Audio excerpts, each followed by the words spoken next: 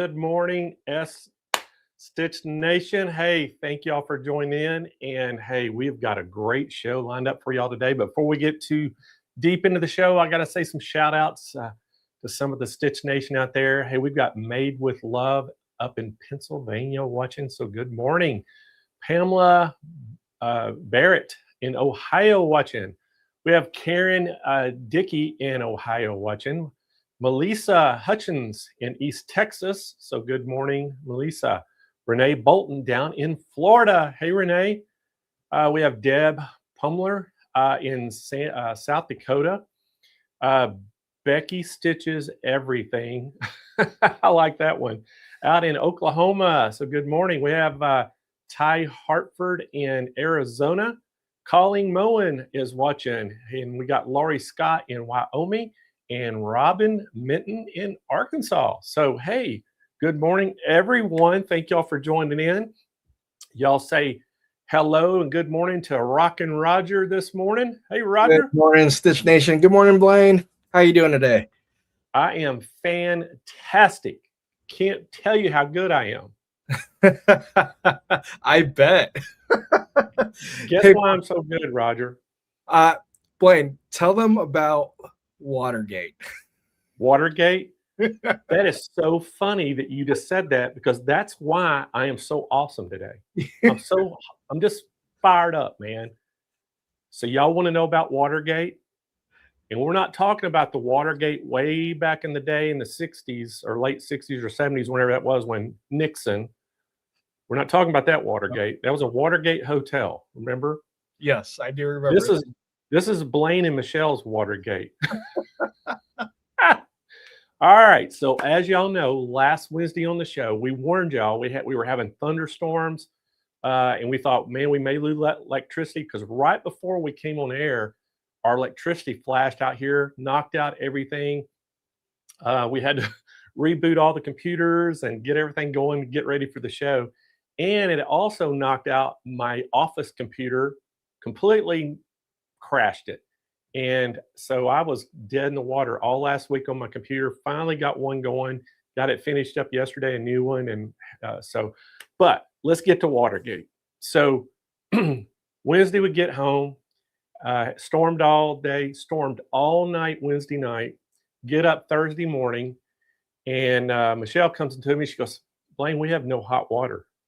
I went, what? She goes, we have no hot water.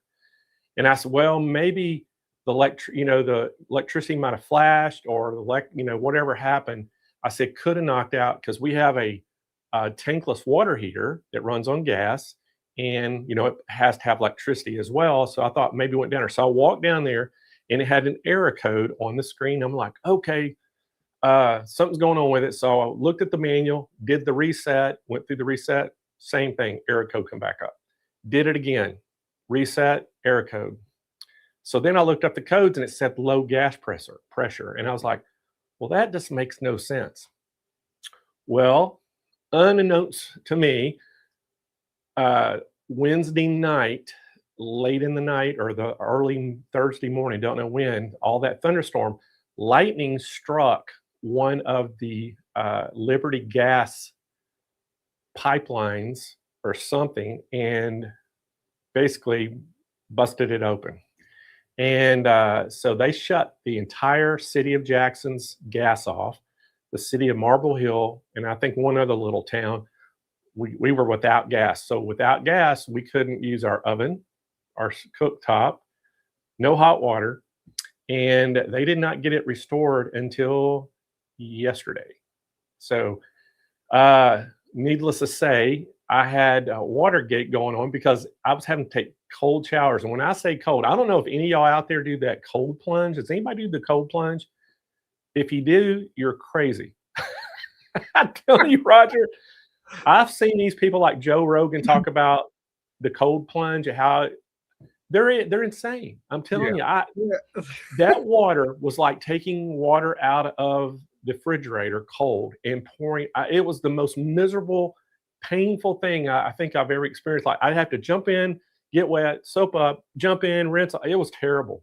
So I ordered a camping shower kit from Amazon, And we got a 5-gallon bucket, filled it with water. You put a heating element in it, and it has a little pump you put down in it with a hose and a shower head.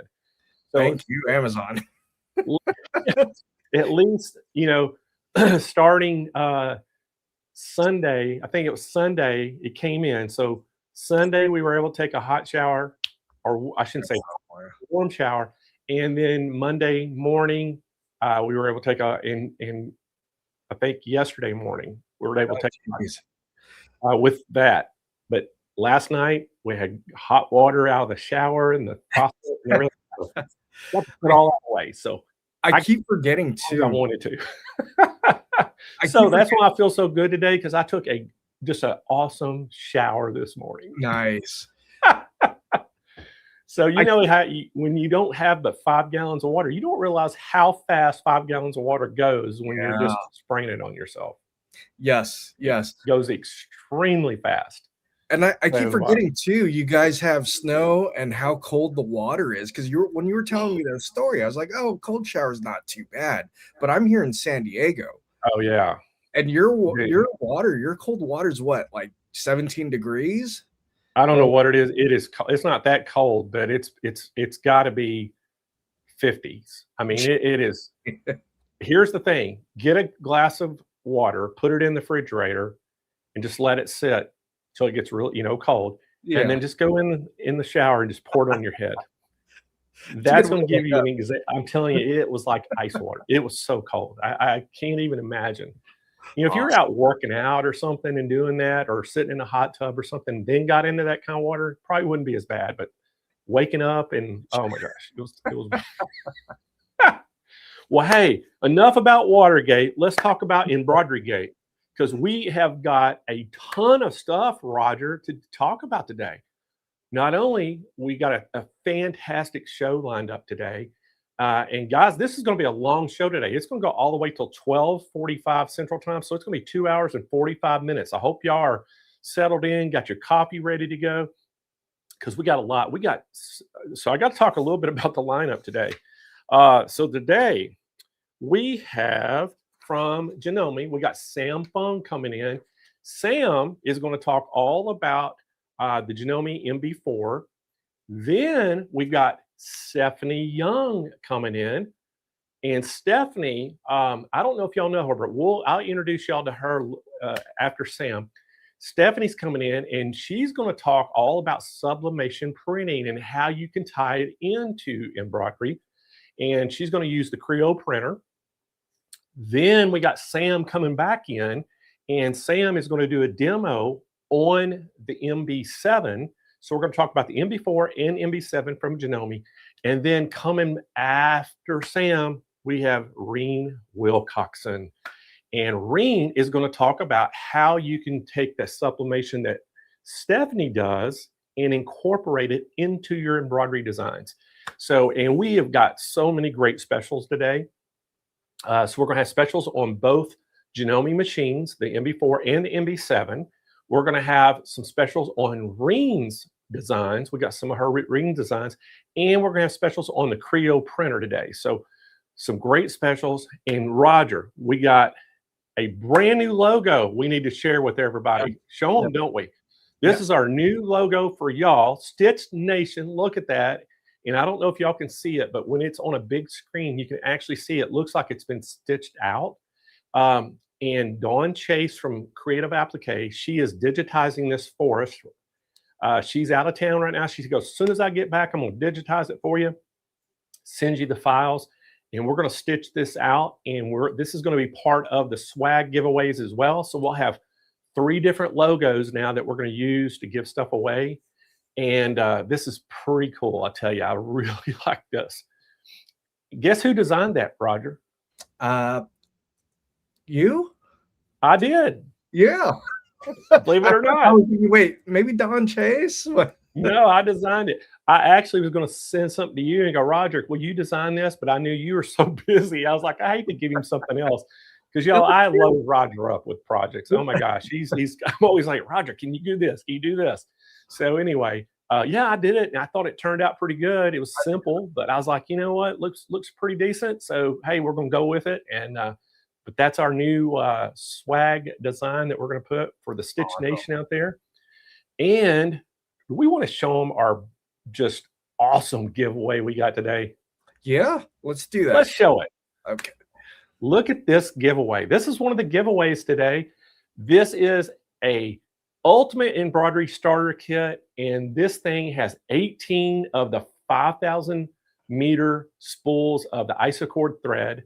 It has some bobbin samples. It has stabilizer samples in there. It has 2 packs of needles. It has those precision thread nippers in there. That's that little long package underneath the stabilizer that you see. But we're going to give some of these away. When I say some of these, more than one.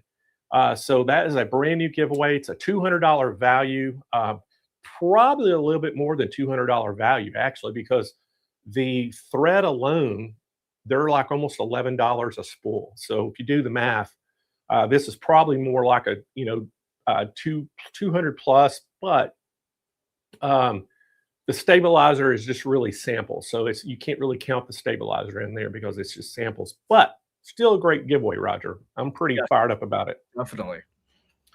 And we've got just a ton of other stuff. We got, we'll wait for the other stuff. I was getting ready when we get there. That was pretty cool. We got some cool stuff, some design stuff. We got some swag. We got some cool things. But anyway, but yeah, I'm excited about today because of Sam Fung. Sam is just, we worked with him a lot. Extremely detailed, does a great demonstration. So we've always been happy to have him on. And also, let me talk a little bit about next week's show, Roger. Because again, next week's show, it's an awesome lineup as well. So next week we have got Viking in the house. They're going to start the show out, and we have the designer Topaz 40 and 65 that we're going to talk about, and we got Meredith McLahan coming in. Then we're going to have an In the Hoop project with Don Chase as an educational session. And then we've got Mighty Hoops coming back in with Tiffany and Jesse Mack. And then we're going to have isocord thread here. Oh, so that's a new one for me. Yeah, it's going to be cool next week because of all the thread and Mighty Hoops. The reason we're bringing them back, guys, because it was such a popular show. We got so many emails about how great they loved that. And some of them said, man, we would like to have you again because they covered so much stuff. They didn't get it all down. I said, well, I was thinking in my head, well, you can always go back and watch the video. But you know what? I said, heck with it. Let's just bring them back in again and talk about that. And then the week after that, the week of the 25th, we have Anna Avery Vaughn from Baby Lock coming in, a good friend of ours. And we're going to talk all about the Baby Lock, the Altair 2. It's a sewing and embroidery machine that she's going to cover. And then we have from Floriani, Trevor Conquergood is coming in. We're going to talk all about the FTCU and stabilizer. And then we have Meredith coming back in, and she's going to talk all about the FOF Created Expert 350 and 680, 2 machines that day. So a lot to cover. So again, next week's show will be about a 2-hour show. The following week it'll be about a 2-hour show, but today it's a 2-hour and 45-minute show. So y'all buckle up, and I think it's time to introduce Sam. So if you want to put his slide up there, I'll kind of tell everybody a little bit about Sam. And we're super excited to have Sam part of the show because, as y'all know, if you've seen him before, he is so detail oriented. But Sam is the educational coordinator, has been sewing for the past 47 years. Prior to joining Janome 17 years ago, he owned a custom sewing business where he made everything from couture wedding gowns to home decor, and even taught students of all ages how to sew. And I remember having a conversation with Sam, and he said he loves accessories and all the notions and things. And he said he always told me, he said he had enough stuff around his sewing room that he felt like he could open his own retail store. So I am so happy to have him here. Y'all give a big Stitch Nation welcome to Sam Fung. Good morning, Sam. Hey. How are you this morning? Oh, I'm doing good. I'm happy to be here. Man, we're happy to have you here, and I'm excited for you to talk about the two embroidery machines today. I know the first one's going to be this 4-needle, and then you're going to come back in a little while and do the 7-needle, but we're going to let you get going on this. And guys, if y'all have questions about this, won't y'all wait till the end, so when Sam gets finished up, we'll open up for Q&A, and that way he can answer all your questions. We won't miss anything. So Sam, take it away, and we'll see you back here in about 30 minutes. Okay. Good morning, everybody. Okay, like Blaine said, I'm here. We're going to go over the Janome MB4 with you. This is a 4-needle embroidery machine. As you can see, I got right here on my thread stand, I have 4 spools of thread in the front, and then I have 4 more spools in the back.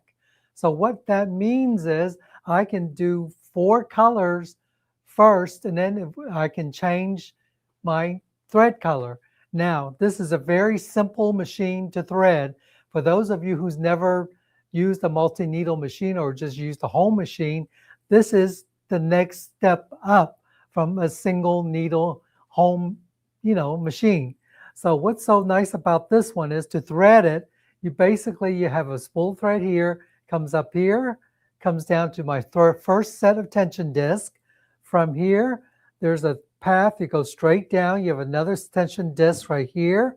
There are embossed lines on the front of the machine that shows you where to thread the thread. And then by looking at it, there's a single hole right here, so the thread goes down, and then it goes around. There's a little arrow right here, so it goes around this wire to take up, and then go straight up to the next hole in the bar guide, and then it goes into a take-up lever from right to left and comes back down to the next hole, and then it comes back down right here to this next threading path, which is right here, the next one, and then it from there goes to the needle. So that's my first needle, and then the second, third, and fourth one.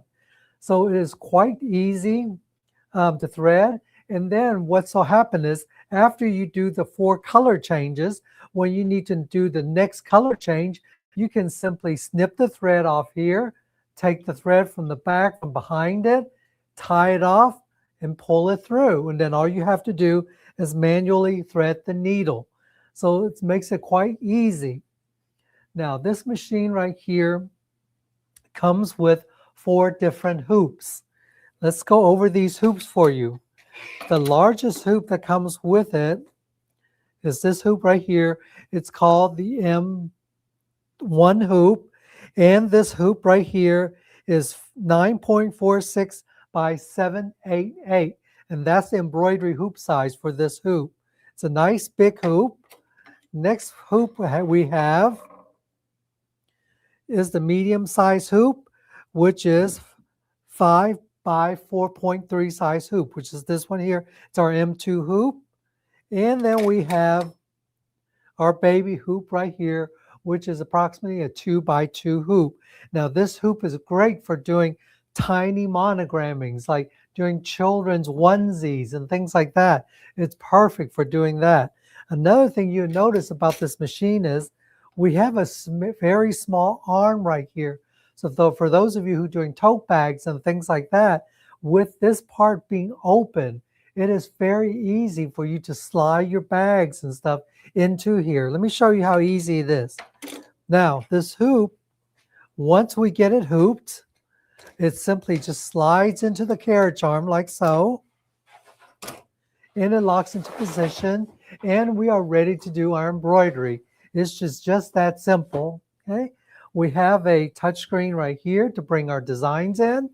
You have a USB slot on the side, so it does use, take a USB, or it does come with a cable, so you can have a direct cable connect. So if you have a space for a laptop, you can put a laptop next to here and direct transfer your designs over.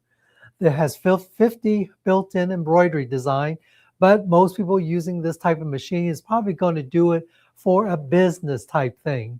Now, the reason Janome come out with a 4 color is this is a perfect machine for you doing business, like doing monogrammings or doing logos and things like that. Because when you're doing logos and stuff, more than likely, you're not going to have more than 4 colors. because most, most logos that I've done in the past, we hardly ever have 2 or even 3 colors. Usually it's only a 1 color logo. So this is a great machine for that. The reason they came out with the 4 thread, it's kind of like when printers, like your home printer, you have 4 colors for ink. You have a magenta, a yellow, a red, and a blue. So it's kind of like that up here. So that's kind of like the basic principle how Janome came out with the 4 colors. So this is a perfect machine for doing stuff like that. Now, if you have a big machine that you're already doing embroidery with, like commercially, this machine's perfect addition for that. This machine only weighs 50 pounds. So the great thing about it is if you want to do a show or something, or take it to a fair or something like that, to a home show, and do some quick monogramming or demonstrating what you can do, the machine only weighs 50 pounds. You can put it on a standard table. Now, right here, I just have it on a regular table. It has some crank to raise the table up and down. Nothing special. You can put it on a folding table. Because of it only being 50 pounds, you get it. We ship it out UPS. You don't need a trailer or truck with a lift gate on it to take your machine or for them to deliver your machine. You have fonts built into the machine. There are 10 fonts are built into the machine, and you have small, medium, and large size letterings. You also have numbers. You got some letterings like Gothic, Chatham script, and some other ones I didn't stitch out here.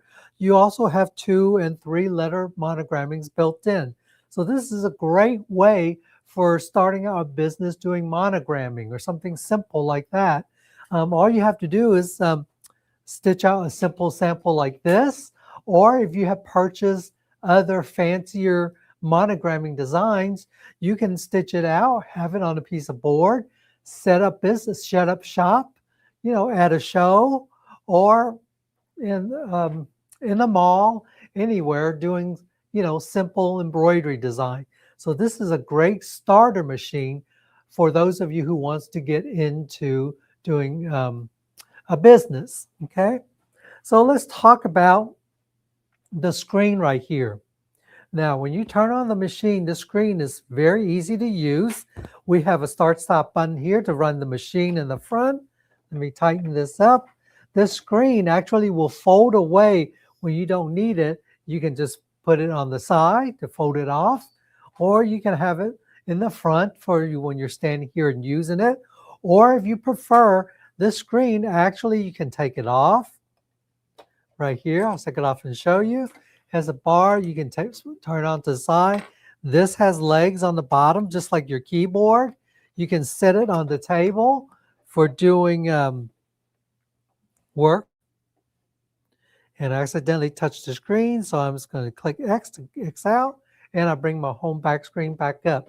So you can have it up here. You can set it on the table. So let me put it back on the stand so you guys can see it.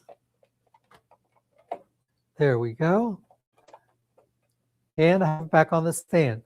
Now, as I was talking about, we have a start-stop button. There's a scissor key. There's a button right here, a trace function. So after I have my design in the machine, if I want to trace around the hoop, I simply touch this key and I could trace it.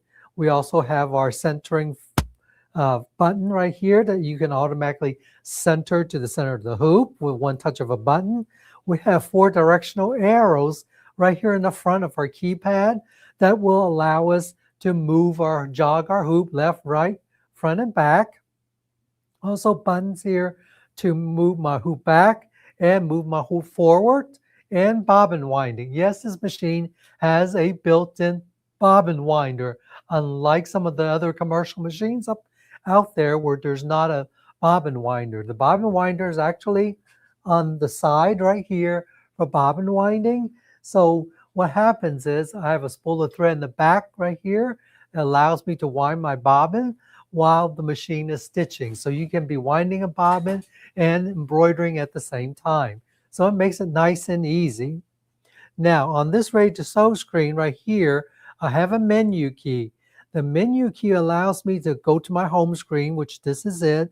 It lets me look for my designs or let me go to the lettering or my edit screen. So for example, we're going to do letters. On the very top, I have A/Z. This is where my lettering comes in. I touch the letter function. The first letter, the type of font that comes up is typist. Now, if I want to see my other fonts, I simply touch the uppercase A right here. And I have all these fonts available to me. I have Gothic, Script, Chatham, Hollowbrook, Baracus, Gallant, Typist, Brush, First Grade, Jupiter, and then my 2- and 3-letter monogramming. So all these are all my different choices of letters right here. So let's say I want to use my Gothic letter. I simply use my arrows right here to arrow up to Gothic.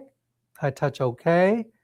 And so now I'm ready to select my letters. So as you can see right now, all I have is lowercase.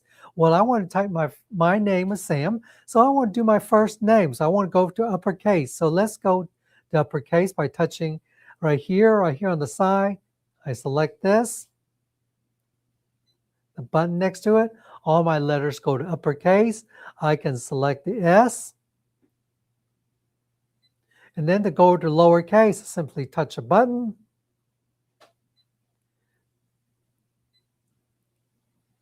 And there's my name, simple as that. Now I have spaces here.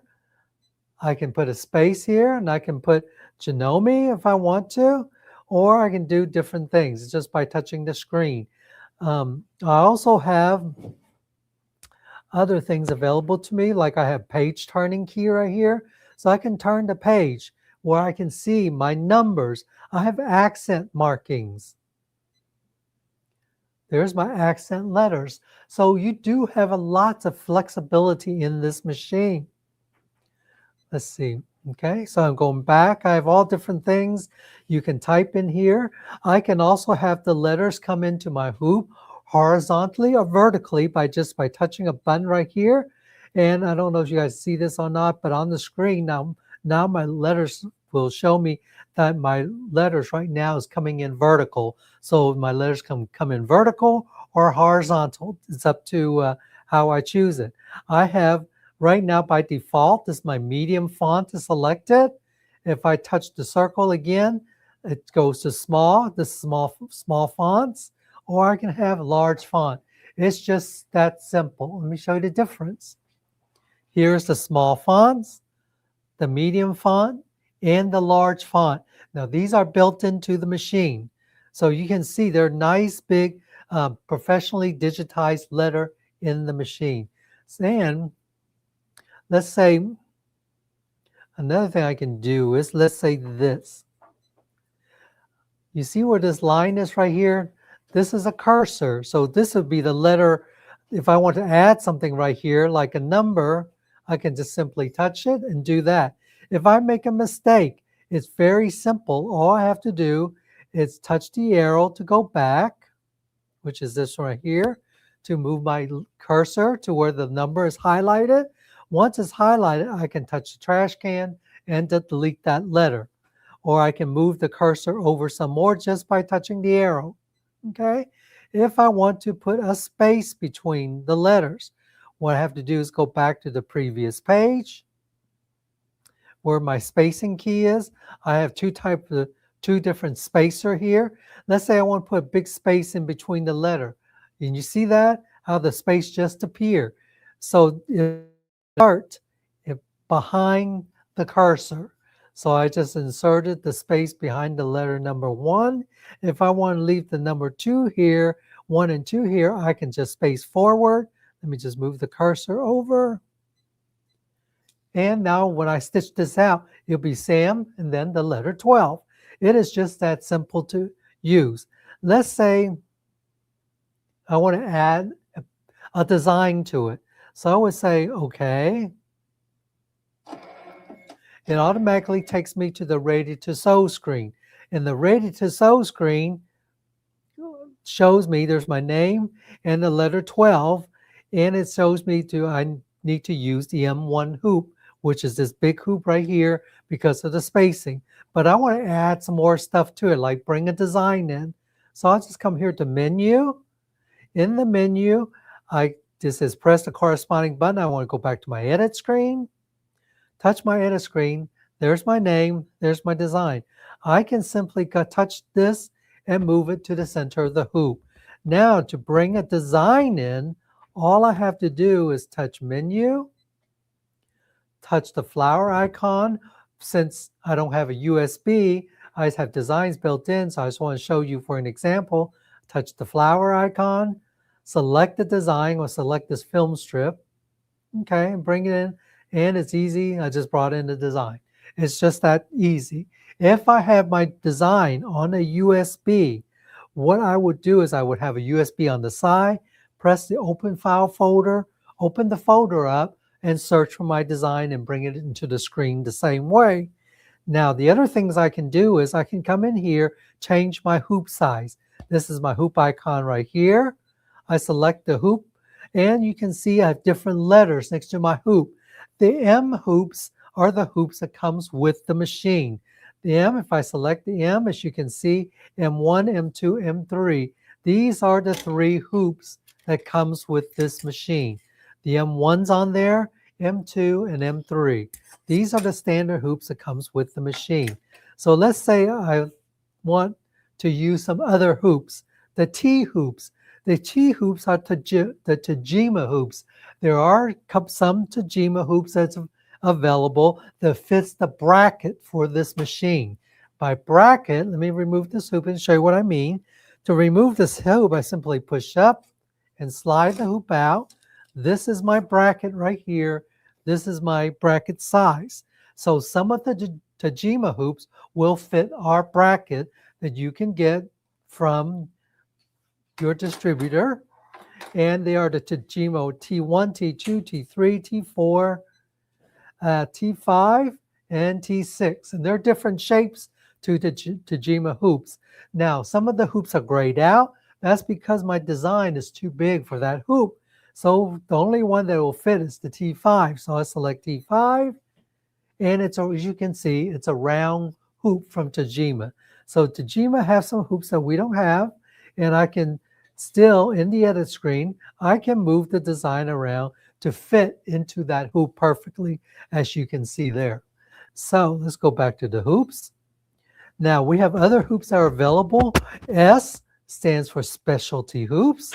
Janome makes some specialty hoops. They're sock hoops. And we have like an adult and a small, the child size sock hoops that are for doing embroidery on socks and things like that.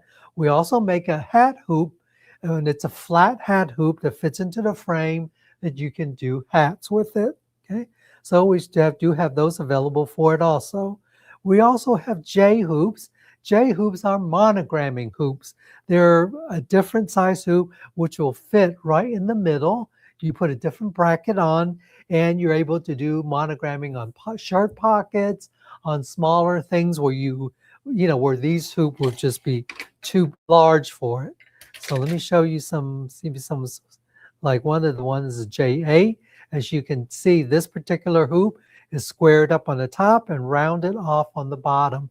So we have different size hoops that is available. Now in the edit screen, let me go back to here and change it back to the M1 hoop because that is the largest hoop. And I can show you some other stuff. In here we have sizing key.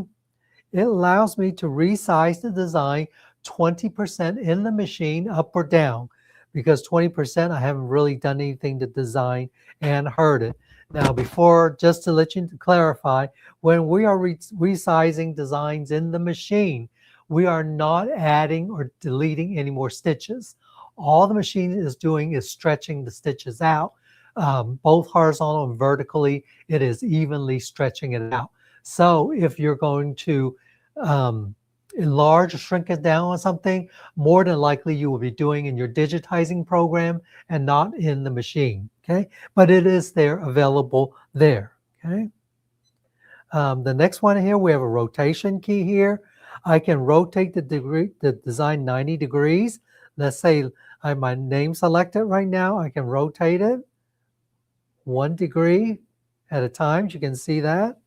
I can rotate it up one direction, the other direction, or I can rotate it 90 degrees at a time. I mean, doesn't matter which one. I just have to select my design for the rotation. As you can see, it is rotating, okay? The other thing is, if I don't want anything else, I want to just trash it. That's very simple. Let's say I want to get rid of my name right here. I just touch the trash can and it's gone. Go to the next page. I have a duplication key. So if I hit the duplication key, I just duplicated this design right here. On our machine, it duplicates directly on top of the design. So if I come down here and drag it out, you can see now I have 2 designs on my screen. I can vertical mirror image it. I can horizontal mirror image it.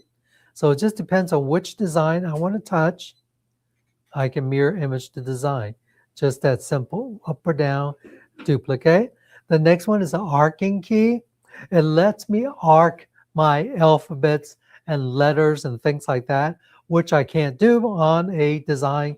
It won't let you arc it. My color key right here, when I select that, it shows me my design has 4 colors, and I can change the design visually just to see what it would look like by simply changing the colors. So let's say the first thing on the film strip is the white part. Let's say I want to change it to the colors you guys can see. This is black area. So I just change that to black. And then I can touch my key to go to the next thing. Oops. And I can also slide up and down to change the color of it, to change the shading. Okay, let's see.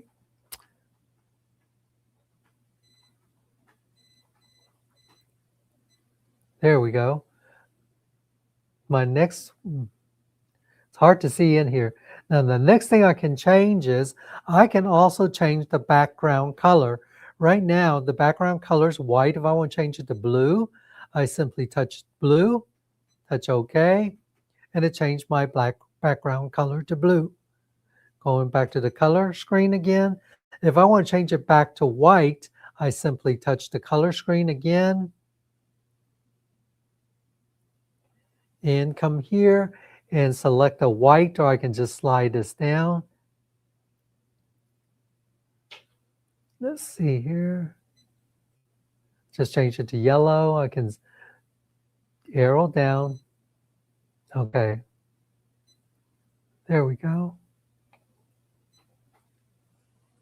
Oh. Anyways, there we go. I can go change the colors. Turn the page. Okay, okay, this machine's not cooperating today.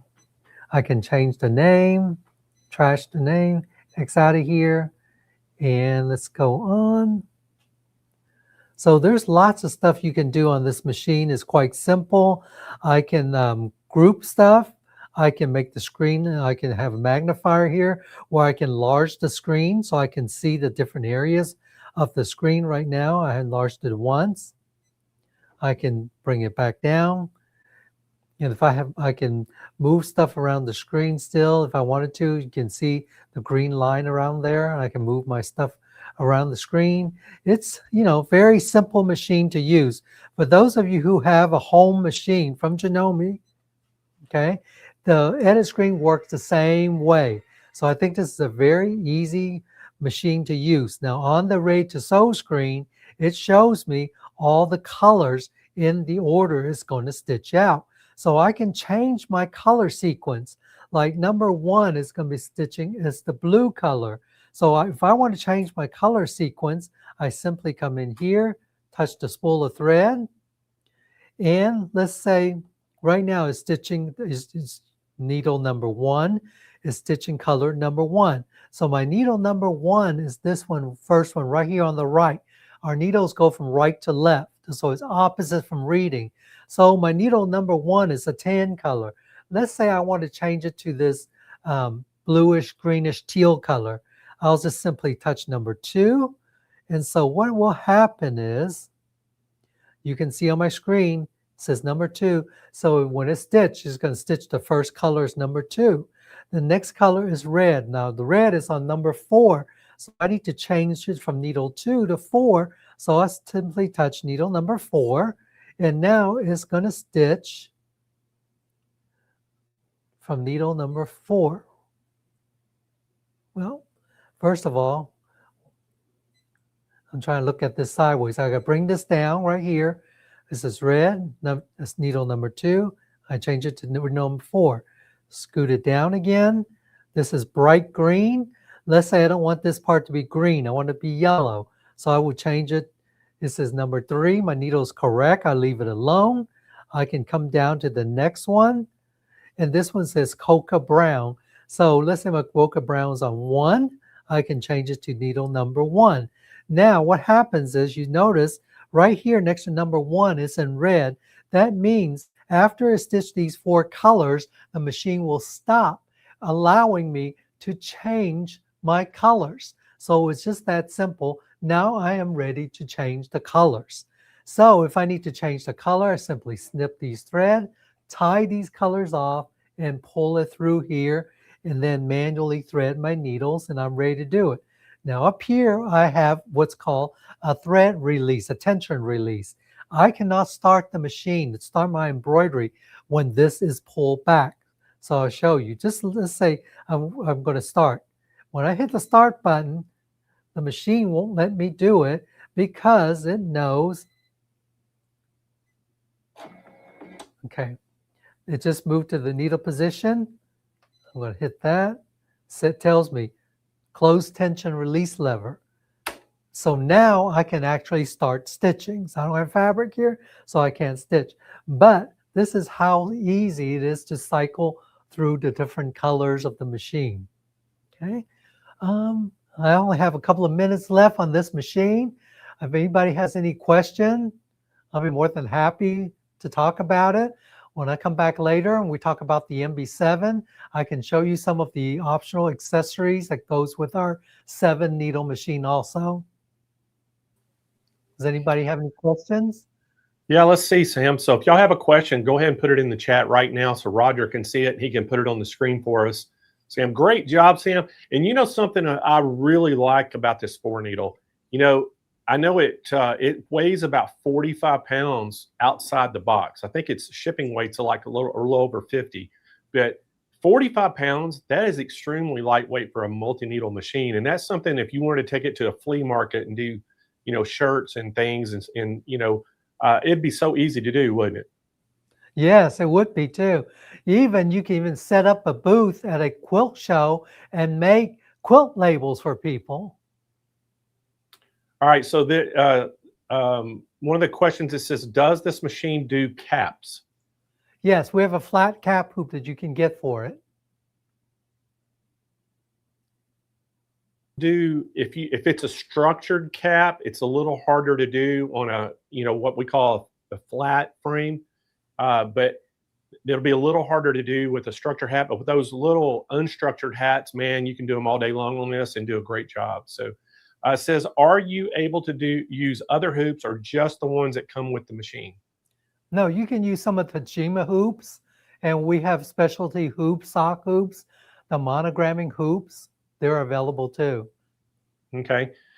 Jerry's asking, oh, what size is that sewing field again, Sam? The sewing field is 9.4 by 7.8. Okay, 9.4 by 7.8. All right. Then Tammy says, is there a way to program a stop? You mean a stop in the color? Yes. Yeah, that's what I'm thinking. Is that, Tammy, please clarify if that's what you're talking about. Like when the color change stops. So, all right, Roger, is there another question up there on that? Kind of look for Tammy if she responds. I think most of the questions were covered at one point. Yeah, Sam, you did such a good job on that. You're always so thorough. You answer most of the questions every time anyway. So, but anyway, we'll kind of keep an outlook, and then for any more great machine. Oh, thanks, Sam. Yeah, Okay. yeah, we'll look. Oh, Tammy's saying like for applique. The applique, you can So I guess she's program. talking about, if you're doing applique, can you program the stops in? You can program the stops with the color changes. Yeah, just for the color changes. So that would be it. Yeah. Yeah, usually when you do an applique, it's already pre-done in the software. Yeah, usually whoever digitized the design, they always do that. So everybody's saying great demo. Sam, great job as usual. We'll see you back here in about 45 minutes, and we'll go on the MB7, and looking forward to that. So thanks, buddy. Okay. All right, everybody, let me tell you how you can get this. Now, again, I love this machine because it's so compact. The footprint, it's extremely small. And hey, we have got a call-in special on this today. The normal price on this is $4,999. But guess what? Get on that phone, 888-571-2171, and give us a call, because Lacey is going to answer that call for you, and she's got a call-in special today on this. So again, 45 pounds, extremely small footprint on this. Stitches, 800 stitches per minute. Will go down all the way down to 300 stitches per minute. So you can do a lot of embroidering with this. Again, great job. And I think, Roger, that is the wrong machine on the screen. I think that's the MB7, but you have the right information on the left, but I think the picture isn't that the MB7? I don't think so. It says MB4S when I look into it. Okay, well then I'm just looking at it. I can't see hardly anything, as you know. So, all right. So it looked too big on the screen. It looked like too big of a machine. But this thing is extremely small, compact. You're going to love this. It's going to fit in your sewing room, fit on your sewing table very easily.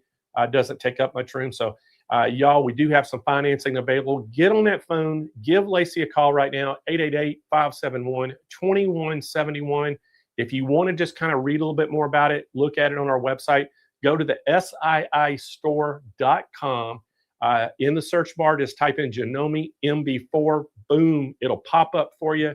You can read all about it. And I tell you what, great machine. And but the only thing is, remember the hats. You can't do structured hats on that. It has to be unstructured hats to be able to do hats. So, but other than that, you can do just about any other thing you want. And there's a lot of aftermarket frames that'll fit on this as well. But I tell you what, I'm a big fan of this machine, Roger.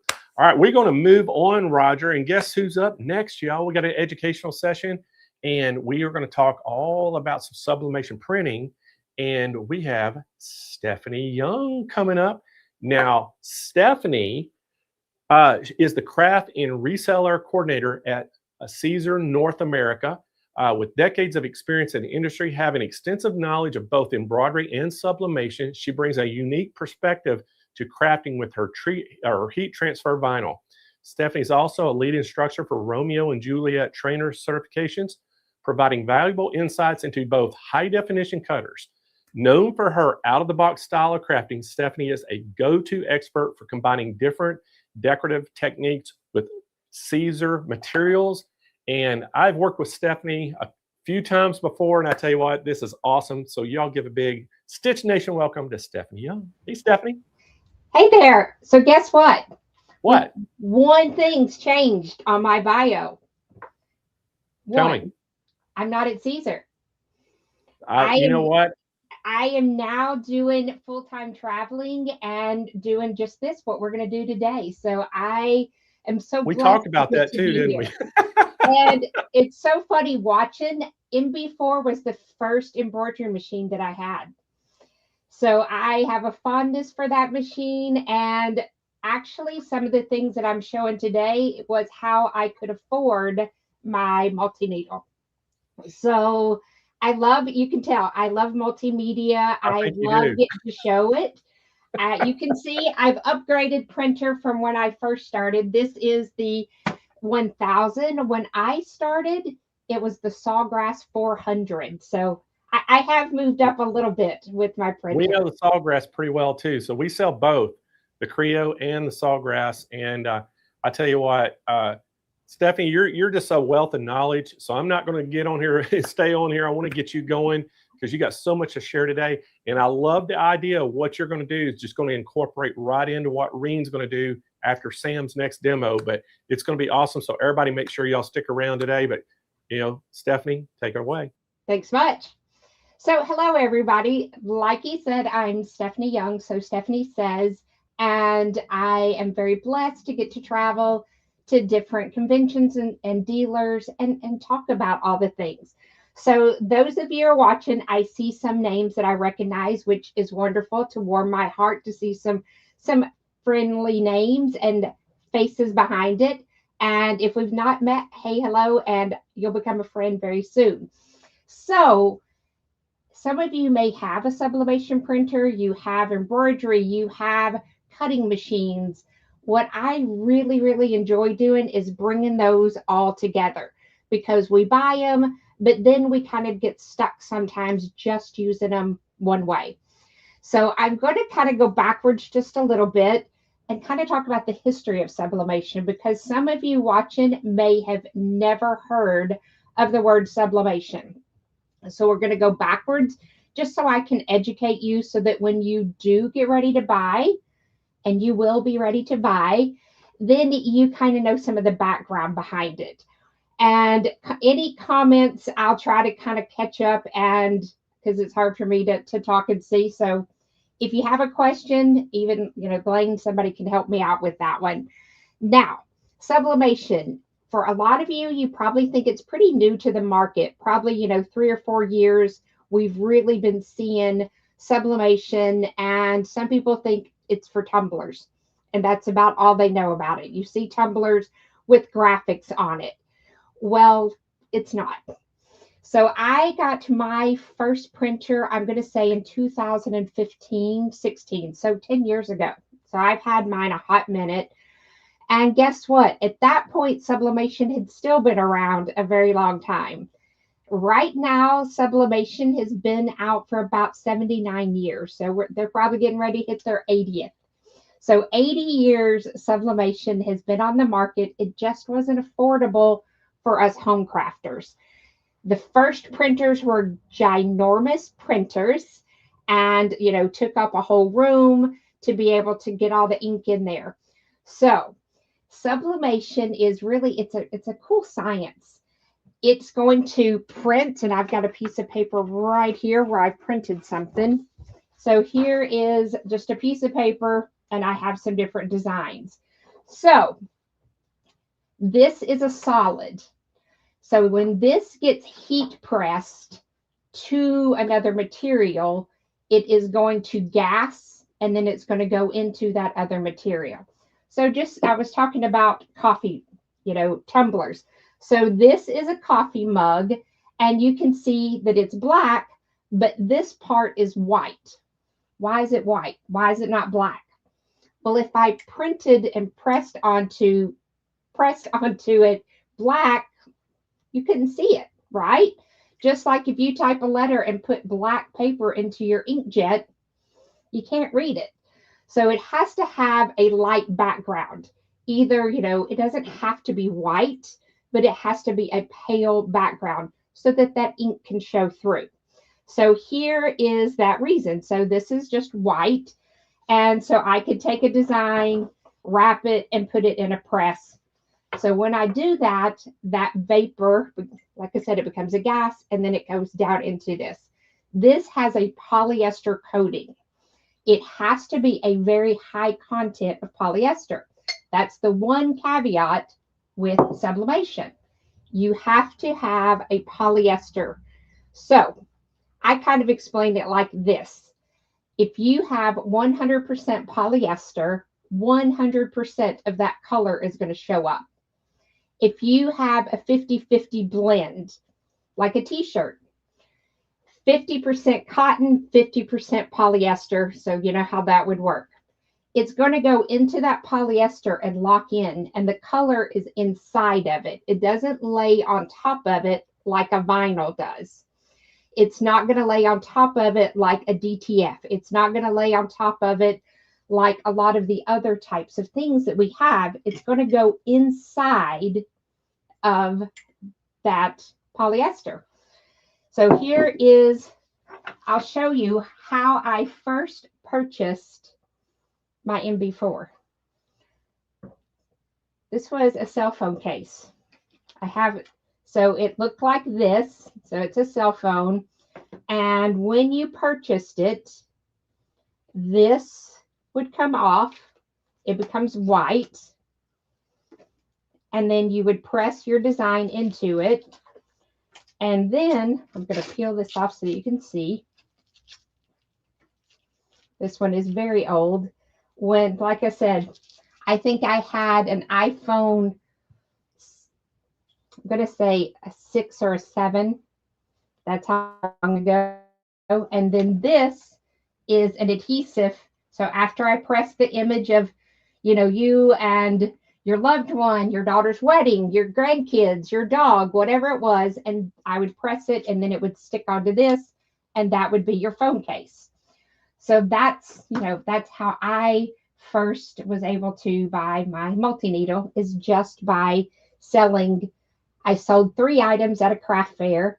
I sold a phone case, I sold the luggage tag, and I sold the dog tag.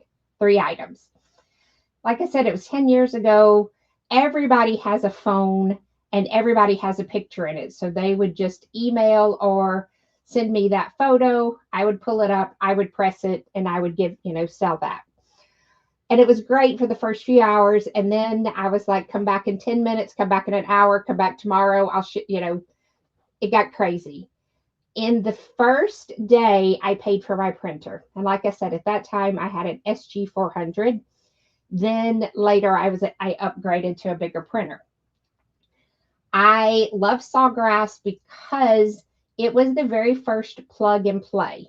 And when I say plug and play, I bought the printer. I had been at a conference, was next to Sawgrass for 3 days, listening to the spiel, bought it, came home, and then I had a craft show that weekend. So I was home, you know, like Wednesday, Thursday.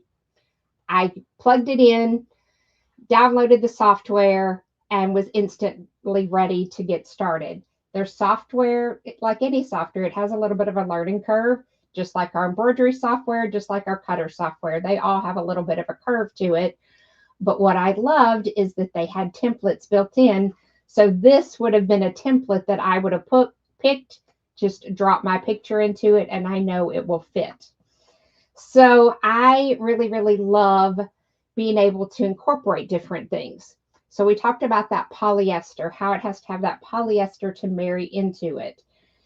It's just, you know, you think of clothing, t-shirts, if you have vintage, the color will not be as vibrant. It's going to look a little bit subtle. It's going to look a little more pastel, which for a lot of projects I love. I love that vintage hard rock t-shirt look, to where it's not bright, and it just kind of softens it. So don't be scared to try different degrees of polyester.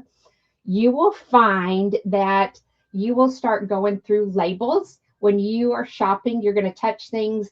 You're going to find stuff's polyester that you really didn't realize it is.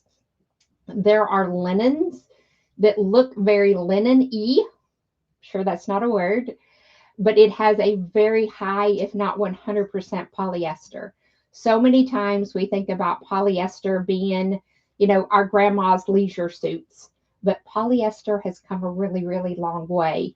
A lot of our knits that we use, they also have a either 100% polyester or a very high polyester, sometimes mixed with a little spandex or lycra, just to give it that stretch. So you'll be looking at fabrics in a different way to see what you can do with them. So let's kind of talk about how I got started and things that you can buy just, by doing a search of sublimation blanks. Not all blanks are created equal. I'm going to say that very, calm. Be cautious, and I'm not going to downplay like if you're Amazon, but if you say Amazon, sometimes you're going to notice it will say something like great for sublimation, HTV, and embroidery. How is this great for embroidery? It's not. They just don't realize sometimes they just put in keywords to get our attention. And so I can't always trust that it's going to have that polyester. Just because it looks like a coffee mug doesn't mean that it has that coating on it. So make sure, do a little research on where you're buying blanks from, and you'll kind of get a feel. So like I said, this was that very first thing that I did. So it required me to have a printer, and it required me to have a heat press. And right outside of camera view, I have a heat press. And we're going to press a few things as we're talking so that you can see it come to life. So then another thing, I talked about luggage tags. So these are just little tags. I just grabbed some stuff out of my mystery closet. And this is funny because I just saw a comment that from Jill, and Jill loves anchors, and I know that. And thank you so much, Sherry. I appreciate that. So this is an anchor, and it's just metal, hard metal, that's got a coating on it. So that is something that I would have done. Also, you may not have seen these for a minute, but I'm going to open one, and I can also change my camera view in a moment after we talk about some things. So this has a sticky back on it, and you can sublimate this front piece. Sublimate that, then it goes back in its little place. And this will fit on the back of your phone, and your driver's license and credit card fits down in here. So that way you can have a design that matches. Car coasters. I absolutely love car coasters. These are ceramic. I'm seeing if you can hear it. These are ceramic. Some of them will come with a felt or cork that you can put on the back of them, depending on where you're going to use them in the car. I love these right here because they fit down in any of our car holders, and I think it's fun to make them personalized. So you can see you can have 1, 2, and I just happen to have a couple that I've already created. So you can see this one says he's got the whole world in his hands, and this is just a palm tree with a little drink underneath it.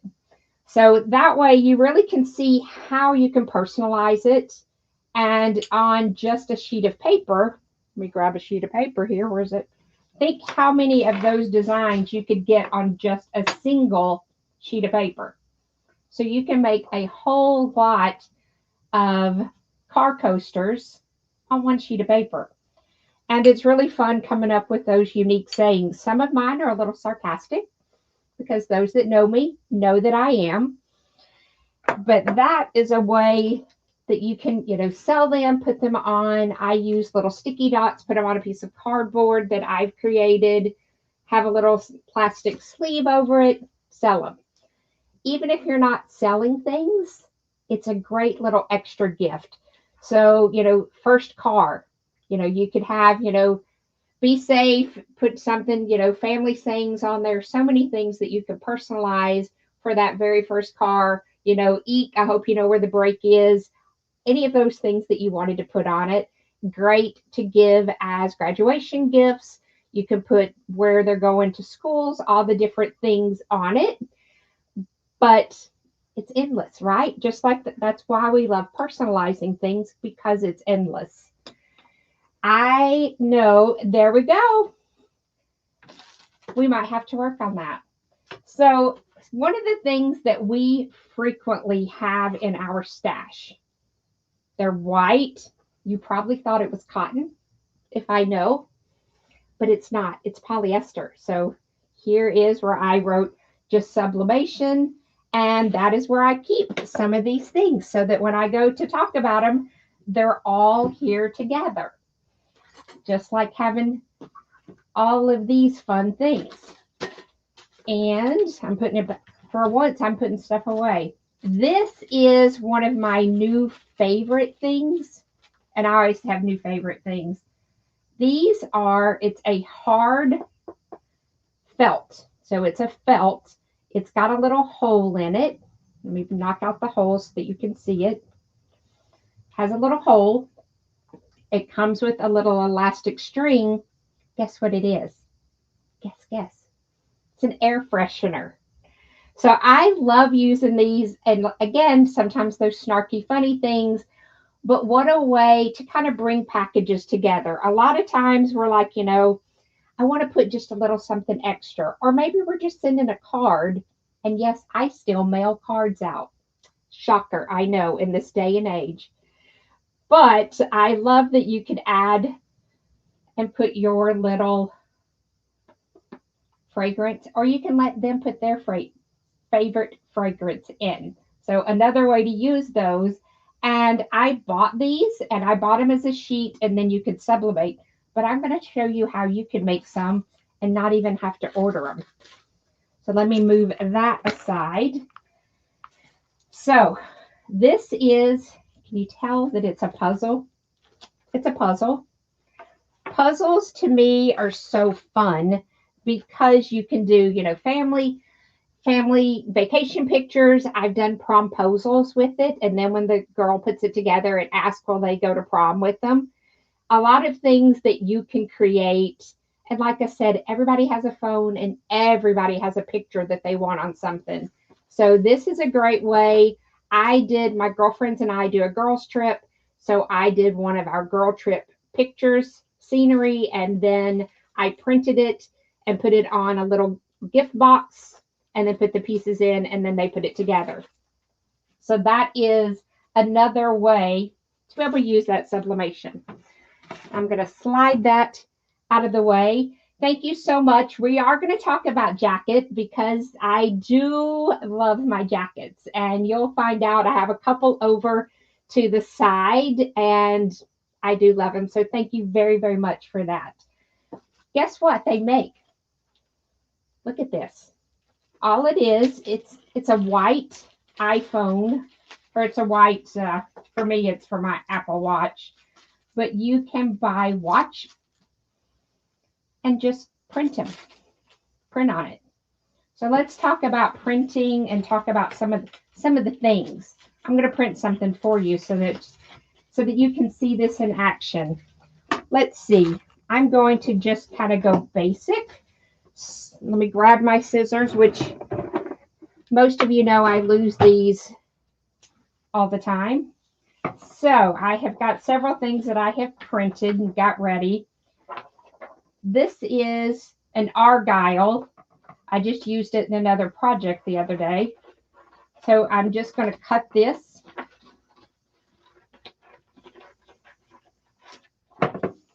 Cut it. And here was, let me take the elastic out. And this St. Patrick's Day is coming up. I'm going to trim this just a little so that I can save it.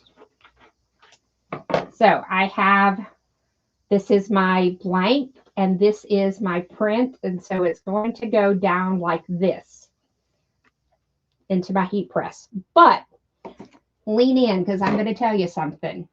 Always, we call it blowout paper.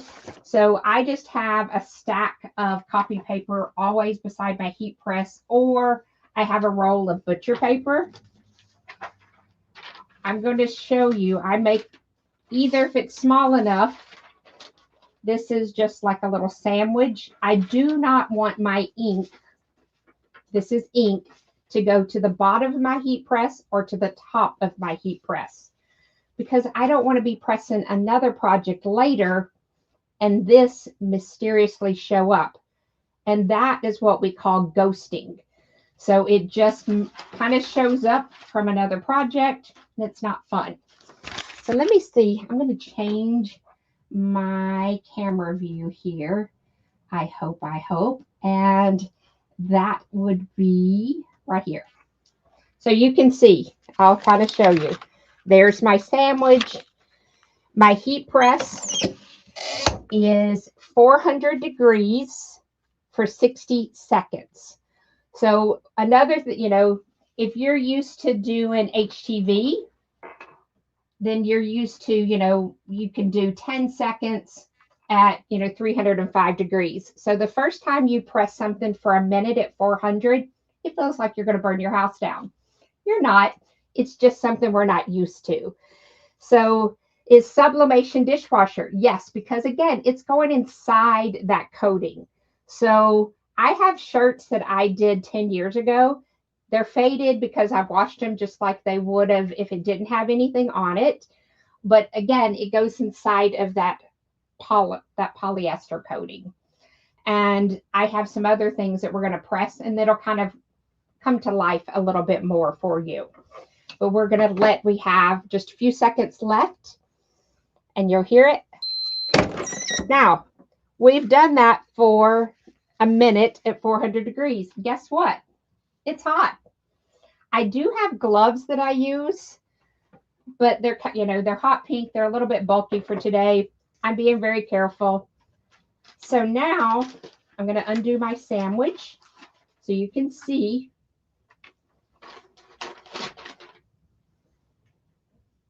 There we go. So I have green. And then, like I said, I could put in a saying. I could, I could have added words to my text. It's just a quick way to show you how just that one little sip of paper. So I talked about making your own. I buy sheets, and I do get these off of Amazon, and this is called stiffened felt. So you can tell, like, it's stiff. It's not floppy. So lots of things that you can do with this stiffened felt.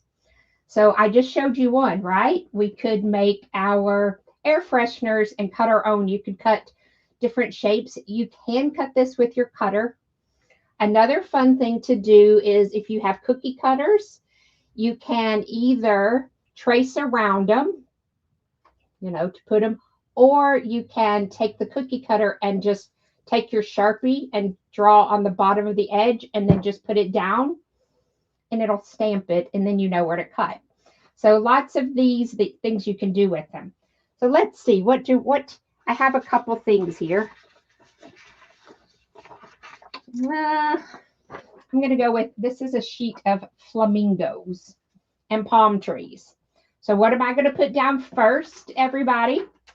First thing I'm going to do is put down some paper, because I want to protect the area that I'm pressing. I want to make sure that that ink doesn't bleed onto my heat press, because as much as I love those flamingos, I don't want to see them later at all. So now I'm covering that one up. And again, we're still 400 degrees, 60 seconds.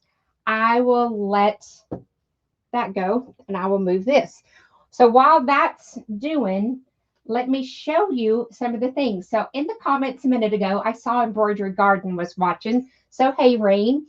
And this is a gnome, and it's called the Standing Gnome, and it's from Embroidery Garden. And I love Reen's designs. I love all the things that I can do. So this is a way. So in there, she shows, how to do it with fabric. But guess what? I did mine with felt. So I sublimated it to get the color that I wanted. This is HTV, so I just matched it.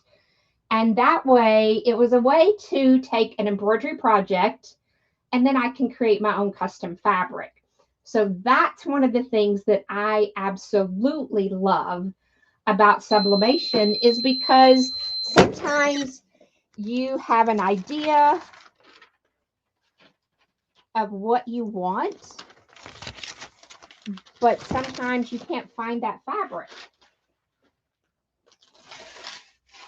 So here, and I'm going to change just so you can see that under camera over here. Let's see if I can do that one. And it's always fun. So that way you can see how much brighter that looked. So this is just, and then I could create my gnome. And since I have this camera view, I will show maybe. So here's some of those close-up of those blanks that I had earlier, just since we're under here. And this is one of my favorites because it's a little bougie looking. I love the damask.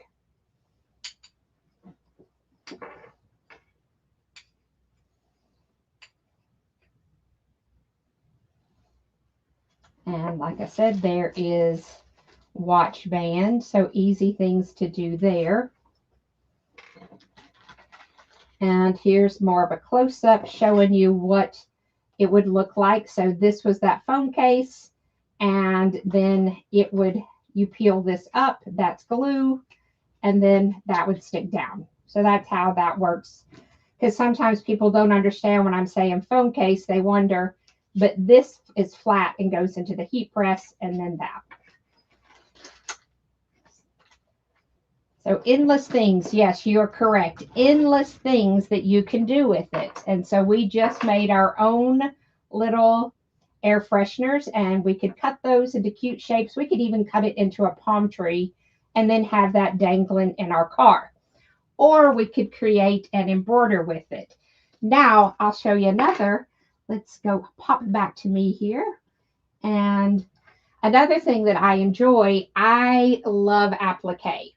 And especially like that varsity letter look. And this year it's trendy all over again. I like to use felt. I know most of you never would have used felt. I love using felt because it gives it that little bit of a thickness to it. It washes fine, and it gives it a raised look that I really like on those varsity letters. So what can I do with this? I can create it in any color that I want it to be. Any color. It doesn't have to be a print. Let's say that a school color is maroon. I can print maroon and just turn it into a solid color. It doesn't have to be a print. Now, for me, it's going to be a print because I really enjoy having, sometimes I'll do two pieces, a solid background, and then do something print on top. And I love that everybody else loves the varsity letters. To me, the varsity letters are just so, so cool. So what are some other things that are polyester in our craft rooms? Let's think about it. So fleece. This is just a white fleece that you can use. Guess what it is? It's polyester, 100%. Sequins, polyester. I know, and you can sublimate on them. And what's this? Lace. Almost all the laces that we buy are polyester, unless you're like an heirloom sewer and you get a, cotton. These are going to be exactly that. It's going to be a polyester. So these types of organzas, polyester. And this was just stuff that I typically, have. So this is a really cool polyester. On one side, it's very sheeny. On the other side, it's very kind of linen-ish because of how the lines are in it. And let's see here. We're going to hold off on that one. We're going to hold off. I'll show you. I can't pull all of my tricks out all the time. So we're going to go back to felt, and we're going to put a piece of lace on top of it. You're going to see something cool here. And we're going to go over to my stash of printed here. So this is just an ombre. And these are things that I printed, and it's sublimation paper. And I printed them ahead of time so that y'all didn't have to sit here and listen to it. So on my heat press, I'm going to have a piece of my felt, a piece of that lace, and then my sublimation. So what's going down first? You got it. I got the paper, and then I'm going to cover it with paper, and we're going to chat, and that's going to press for 60 seconds. Satin is something that I use a ton of, and even our Walmart has satin. So amazingly enough, and it's like $1.19 for some of those. I just dropped. I'm going to pick something up. There we go. Forgot. Don't want to lose that. And move that out of the way. So again, all of these. So why would I maybe want a satin? So I'm going to show you one while we're waiting on that one. Here is a satin fabric, and you can see I've done bees on it. And this was a lining for an Embroidery Garden bag in the hoop bag. So, you know, cottons are great. But sometimes when you get cottons and you're using the foam for shaping, all of those, it gets a little hard to turn. So my solution is I always create kind of my own custom lining. Do you know how thin this stuff is? Look, you can just see how flimsy it is because it's just an inexpensive little sateen or satin lining, but it looks bougie. So I have like my logo inside of some of mine. I'm going to move this all over here because I want you to see how awesome this is underneath the camera. So I'm not going to do anything until I get it under camera and show it off to you. So here was that paper.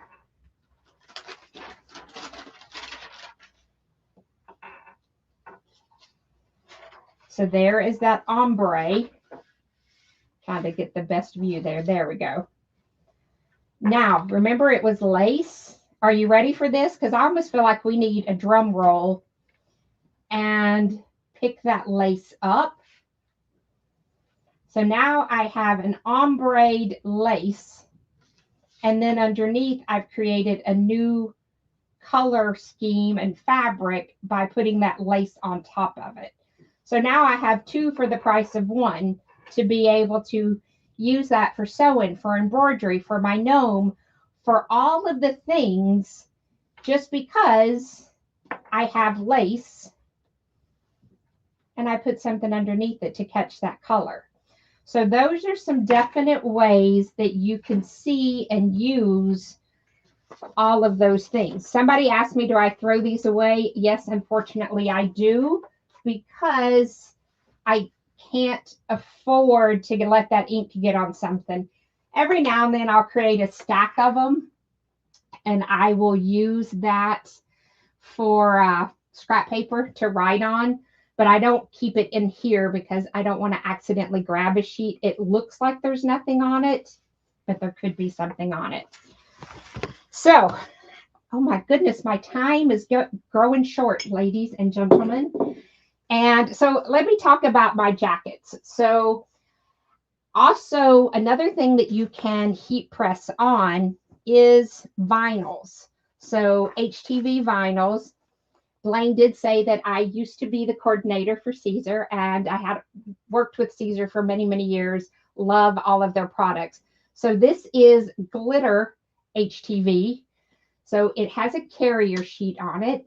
If you take that carrier sheet off, you can heat press, and this is polyester, so that ink is going to stick to it, and then you can treat it just like a fabric.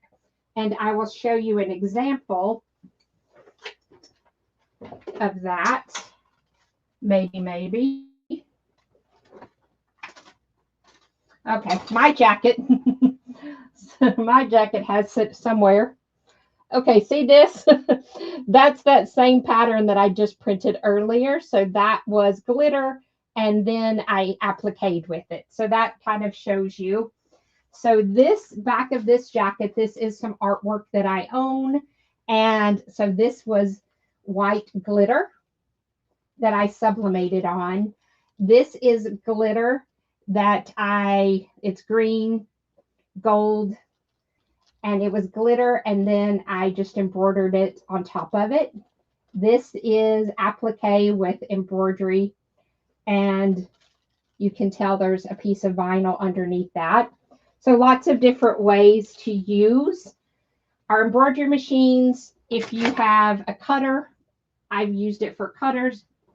So these boots here, I just did a print and cut with the sublimation on the boots.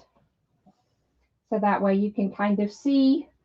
And this is a Vegas jacket in the works. And this is a piece of glitter. And then I've just heat pressed that design on it. So a couple of people are saying things, and thread is one, because that's what I was going to say and kind of keep for one of my last things to talk about. I love thread. We embroider with thread. What is our thread? It's polyester. So I need you to use your imagination for a moment. Think about a sweatshirt. You've hooped it and you just use white thread. And you embroider white thread. So then you take that and you take your piece of printed and you place it on top of that white thread. And I left one little piece white. So that way you can see that sublimated. Can you imagine the thread changes going back and forth, trying to create that? You don't have to, because it's polyester. I know, isn't that amazing? So I'm going to show one other piece. This is just a piece of, that was that kind of linen-y polyester. Let me place that down, cover that up. And then while that one's pressing, need another piece of paper there. And grab that one. And grab it. I moved that, so hopefully it didn't move around. But I love, guess, socks. So many of our socks, they were polyester. Ribbon.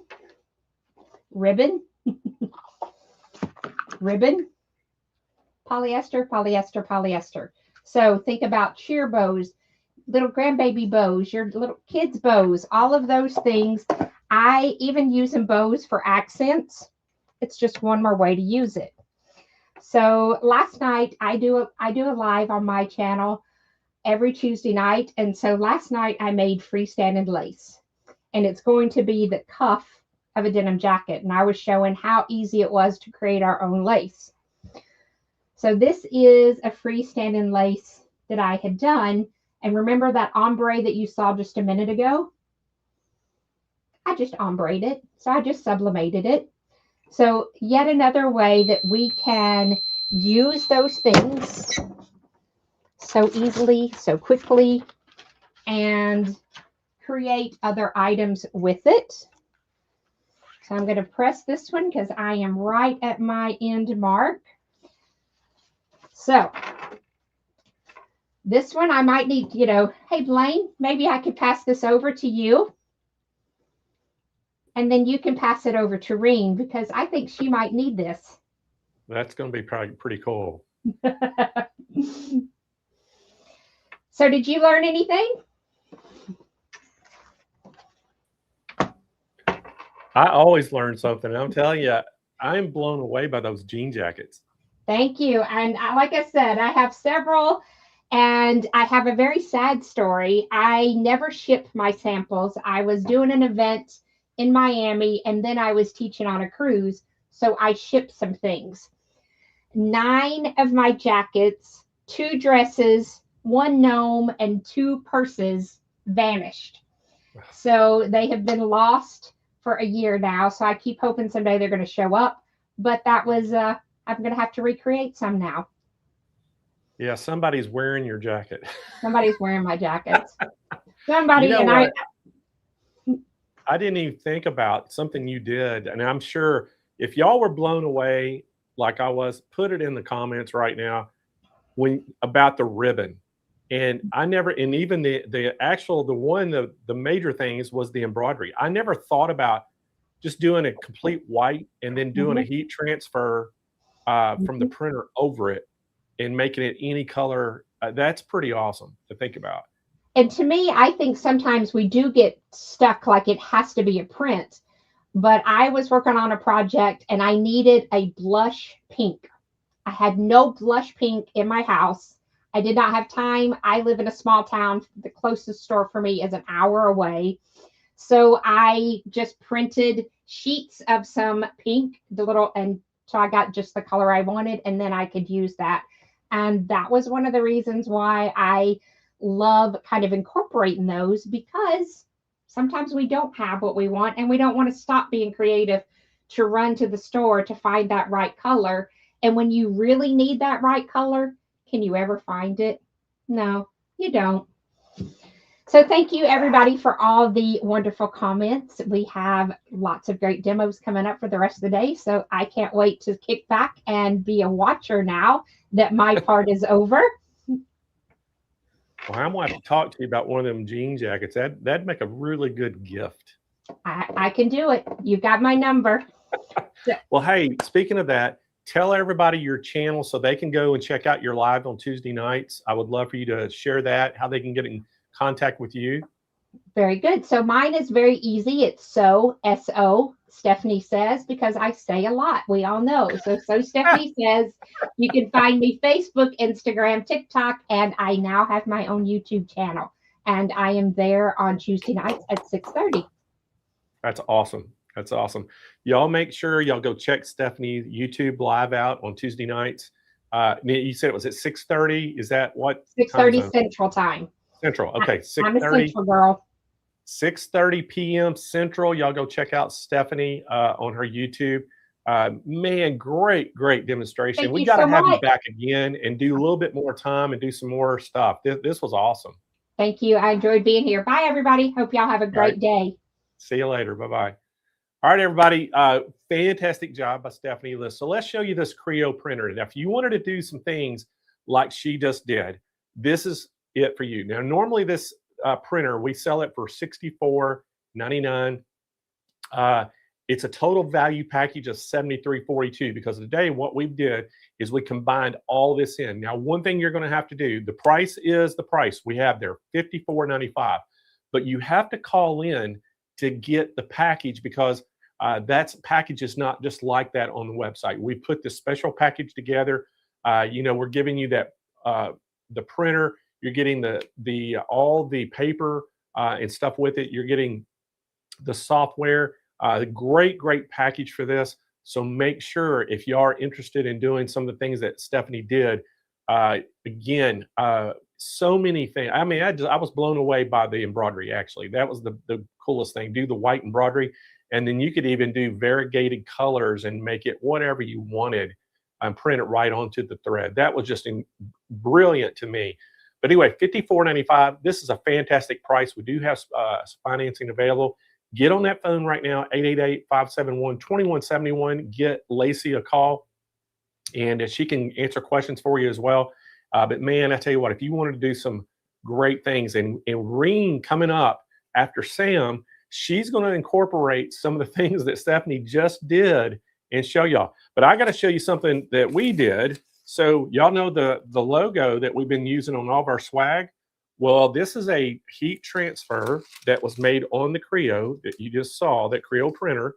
And now we can actually just put that on something, use the heat press, and instead of doing embroidery, we could actually do heat transfer. So just with that printer. So number of things you could do. And she just gave me an idea. I thought, how cool that'd be if you embroidered the jacket and then you did the heat transfer of this logo, do it in white and then do this over it. It'd be kind of cool. May have to try her little technique out. So, all right, guys, we are going to move on. We got Sam Fung back in the house. Now, Sam is going to, this time, we're bringing in the big boy in. We're bringing the MB7, that 7 needle embroidery machine. And again, I hope y'all are loving what you're seeing right now. The 4-needle Janome, that is a portable, just lightweight multi-needle machine that'll fit really easy in your sewing room. But the 7-needle, again, this is just a step up. You're going to have the 7 needles, has a few more functionalities to it and things that it'll do. But great thing. So, hey, Roger, is Sam ready to go? I believe they're here. It says Okay. They're in the stage, but I see a Janome logo. I don't see Sam. Let's try them out and see if they're on. All right, Sam, are you ready to go? I'm here. Oh, we're having some technical difficulties. Well, hey, we got to see you because you could talk it, but I think we got to say they may have to reboot. So while they're doing that, hey, Roger, let me show y'all something new. Y'all want to see something new? All right, I got some new giveaways, some new colors in the tote bags. I've got the royal blue and red. Y'all can see those. And these are just a little smaller too than the black tote bag. So they're going to be just a little bit more compact. But anyway, we have those. And on the giveaways today, we're going to let you pick a few things. So we're going to let you pick the logos that you want. If you want the Crazy Sewing Lady logo, if you want the Sewing Coffee, what's the other one, Roger? Can't remember it. I think it's, hold on. Let me bring that Chocolate. up. Sewing coffee and sewing. Or no, wait. I repeated that. It's Sewing Coffee and Chocolate. There you go. You think I would never forget that because chocolate's my thing, Right. But we're going to let you pick between the Crazy Sewing Lady. We're going to let you pick, between that and the Sewing Coffee and Chocolate logo or the new Stitch Nation logo. We're going to let you pick those. And that'll be a little delayed because it's not digitized yet. Dawn Chase is going to digitize it next week as soon as she gets back this week from her trip. And so it'll probably be a week delayed, but we will have those. We can do it. And today we're going to give some tote bags away, but we're going to also let you pick your color, your tote bag. You can pick between the black, red, or royal blue. So got some things going on, Roger. Mm-hmm. Hey, so Janome, we're still waiting on them. It looks like I think they're having some technical difficulties, as Sam said. Well, what happens usually, Roger, when we have technical difficulties? Yes, we give stuff away. Yes, we do. I tell you what, let's go ahead and give one of the ultimate embroidery starter kits. Let's just do the big daddy. Don't worry, I'll give another one at the end of the show. So look at that. This is a $200 value, actually over $200 value. You're going to get those 18 spools, Isacord 5,000 millimeter or meters. I'm sorry, 5,000 meters thread spools. You're getting stabilizer sample packs. You're getting the stabilizer book that comes with it. You're getting needles, 2 packs of needles. You're getting some extra bobbins. You're getting that precision thread nipper. So it's a nice little package we're going to get to you. So Roger, get that giveaway tool pulled up and let's get that wheel ready to spin. Y'all, good luck to everybody. Make sure if you want to win something, you got to ask a question, put comments in there. And so Roger, spin that wheel. Good luck, everybody.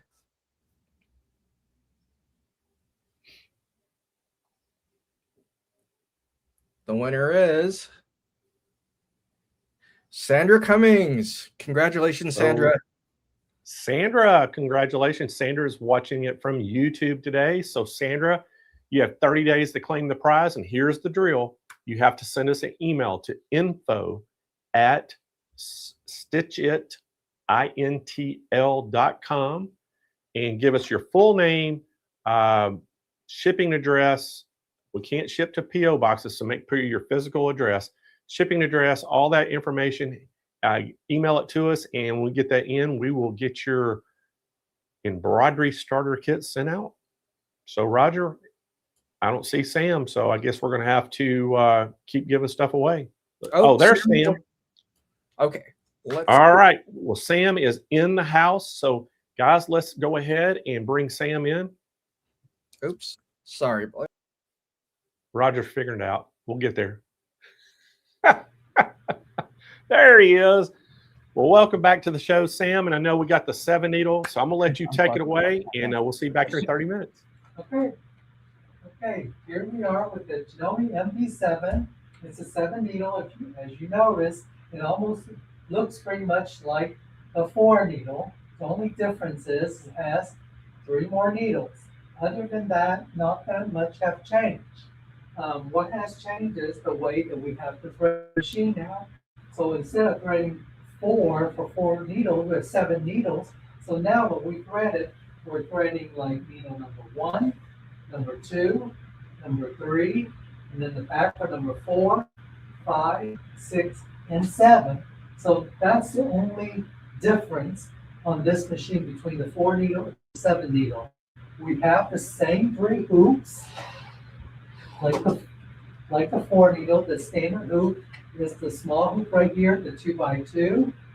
This hoop here, the medium-sized hoop, and the large hoop. So all 3 hoops are still standard with the MB7.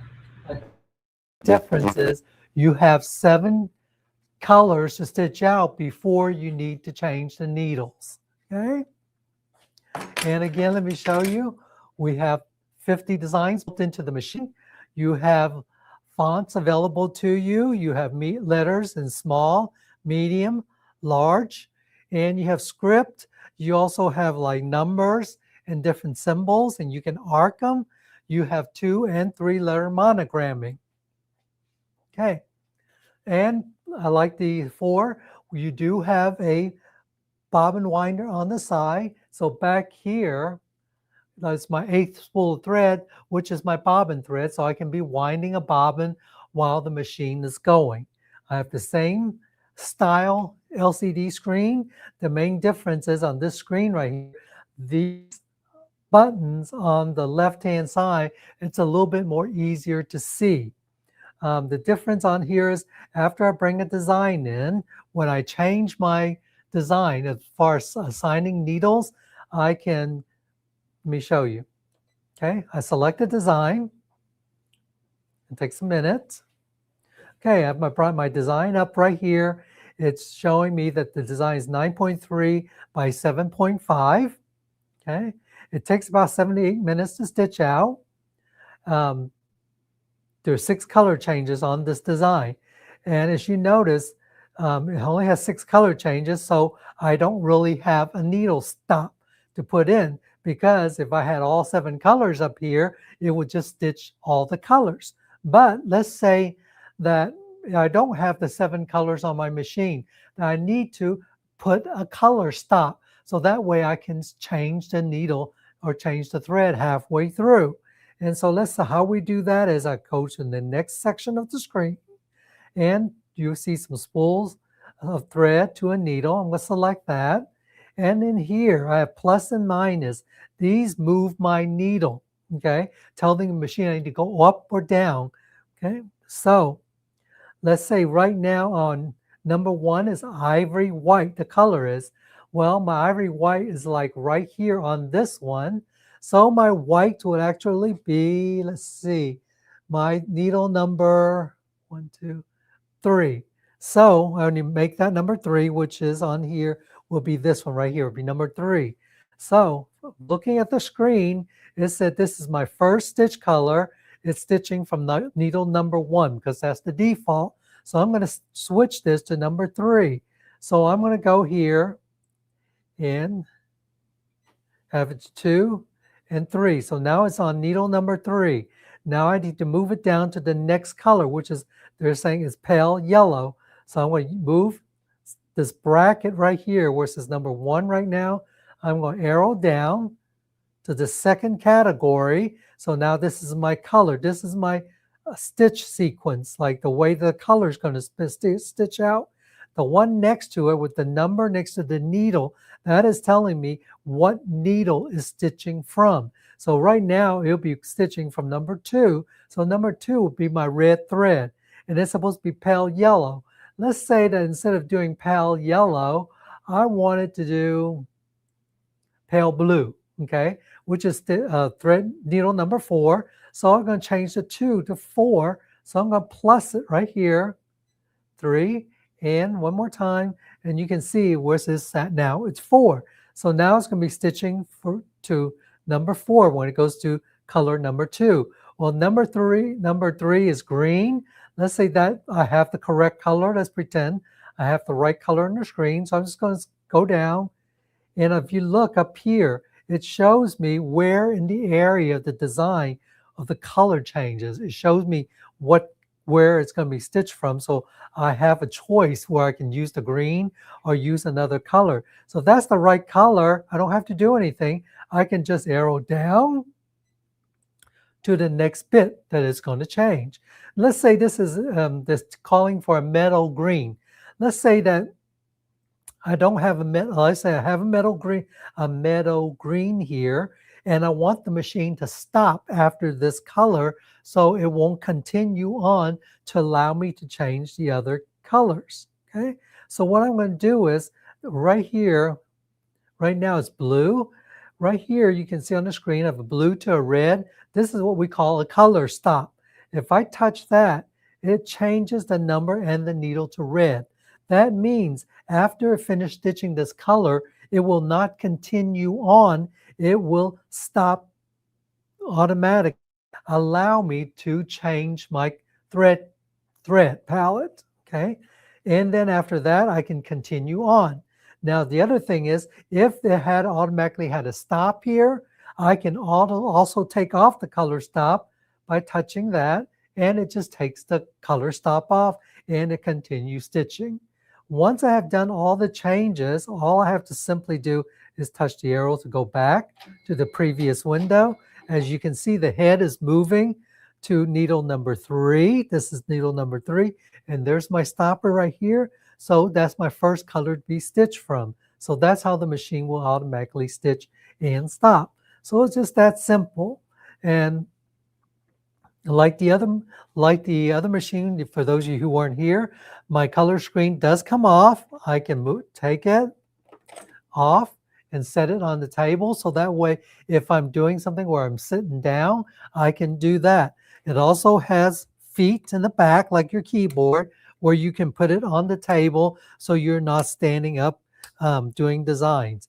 It does have a USB port on the side that allows you to bring design in from an USB. And again, this machine weighs about 50 pounds. It is portable enough that you can take it to a show and do, embroidery. Even if you have a heavy, full commercial multi-needle machine, this is a great addition. It's very lightweight for something like this. You can set it on a folding table as long as something that has a wooden top. I wouldn't suggest setting it anything on like a plastic folding table that everybody seems to have nowadays, but a wooden table a wooden top table, folding table will be just fine. If you look at it, I have it on a butcher block top table right here.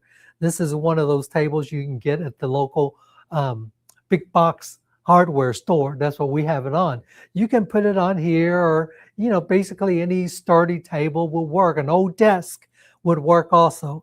Now, what I love about this machine is because this machine, like most home machine, on the right hand side of your machine, that's where the arm ends. So that way, if you're trying to do something long, it's hard to do. What's so great about this machine is this. If I have something really long to embroider, for example, like in the wintertime, if I want to embroider like on a gun case, like monogram a gun case, like a rifle case or something like that for hunting, I can put this hoop in to my carrots right here for you. For example, I can put my gun case laying across here. There is nothing obstructing the way of this machine. So I can put my gun case here to do my monogramming on it. Not only that, we do sell this. This is an optional accessory called a support table. This table simply slides onto the machine. Okay, let me stand in front of it. Trying to do this without blocking the camera. and it slides on. And what's so nice about this support table when it's stitching is support hoop. So that way, if you have something heavy on here, like a gun case, a quilt, a heavy jacket you're doing, this supports the hoop. Because, and then if you want to take it off while it's embroidering, this simply slides off. So the thing about it is when you slide this off, when you're embroidering, because of this open area, your hoop has a tendency of bouncing a little bit. So by putting this table on, show you again, I'm trying to do this ways here, and it's hard to see, and it goes in right between the arm. You can slide it in, and it stops the hoops from bouncing. So this is an add-on optional accessory that you can get for the MB4 or the MB7. A great thing to add on for doing your embroidery. Now, we do sell other hoops with this machine. This carriage arm right here comes off, and I'll show you. It's so easy to put on. Let's see. You have 2 screws that comes with it. I can twist these 2 screws off. This is my bracket. It comes off, okay? So we sell other optional hoop. For example, we sell what's called monogramming hoops. These are some examples of the monogramming hoops that we sell. As you can see, they have different shapes, different openings to them. Also, we have different size, really small monogramming hoops. As you notice, these are in the back towards where the opening of your pockets and things would be. So if you're doing something small, like a shirt or something like that, you can use this to easily access the area without ripping the pocket out, taking the stitching out to do your monogramming. This one allows, you notice, has a screw in the center to allow more space for those tighter pockets to do. So that way your screw is right here. Now with these hoops, you can get this monogramming bracket, and it fits onto the machine like so. It just screws on. There's 2 screws right here, and they're designed so they don't just, you can't unscrew them so much where they fall off and you lose them. So it makes it really quick and easy to change out hoops. So this will simply screw on both sides, like so. Okay, I have it screwed on. And then these hoops right here, you simply hoop your project. It just snaps onto the arm like so. And so now you have a free arm down here. It's a narrow free arm. You have to take if you're doing a purse or something that's like a tube style, you can just pull it on here and stick it underneath to do your embroidery. There's no need to take the side seams apart. And it's so flexible. We have all these different size hoops, and then once you're done, you unsnap them. We got all these different size hoops available to you. Let me take this bracket off. Now, another thing we sell is this. We sell what's called a sock hoop set. These are hoops to embroider on socks. This is for the adult socks, and this is for the children's socks. As you can see, well, the difference, okay? This is your adult, this is your child socks. And how this works is, it comes as a set. You get a hooping board. And what this does is, you put the bottom of the hoop on here, like so. You put stabilizer on here. You slide your socks onto the hooping board. Then your hoop comes down, and it stretches it just slightly so you don't overstretch the design. Because if you ever done any type of embroidery where you overstretch it, when you take it out of the hoop, it shrinks back up and you can't see the design anymore. With this, it just stretches it just a little bit, so that way when you pull the design up, it doesn't obscure the design. And what happens is, after you hoop it, you pull it out. You would then take this is your hoop holder. It installs into the guide right here on the thing. It installs into the guide right here, And then this simply just snaps on like so. And then this will be here. And then you can embroider your socks. You simply just pull it underneath the arms. So as you can see, this is for an adult socks. You just have this little opening right here. Not only for doing socks, you can do other things too. Like in the wintertime, if you're doing gloves, you can put 2 letters on your gloves to monogram them. So they're really easy and flexible. You can do like sweatbands and stuff like that. If you go jogging and you have those terry cloth sweatbands, you can do them on here too. So anything small that's a little bit stretchy, you can do that. So let me show you where to find these hoops on our machine. So on the machine, we go to the menu. Okay, and then I'm going to go to the edit screen. In the edit screen right now, my previous design, I just pulled it in here. So let me get rid of that design by touching the trash can. So I just have a blank edit screen. Next to it, I have my hoop selection. I select the hoop selection. The very first one is the M1, is the M hoops. These are for the 3 hoops that comes with the machine. The M1, M2, and 3. And again, these are the 3 hoops that is standard with the machine. Your M1 hoop, your M2 hoops, and your M3 hoop. These 3 hoops are the standard hoops that comes with the machine. Okay, so let's go back. The T hoop. These are the Tajima hoops. There are certain Tajima hoops that will fit into this bracket right here. So those Tajima hoop will fit in this bracket, so you can use those hoops. Okay, and they are the T1, T2, T3. Oh, there's Tajima T1 is hoop number D. D1.3 is number 7, number 9, number 3, number 4, number 15. Let's select that so you guys can see it. It's a round hoop from Tajima. Okay.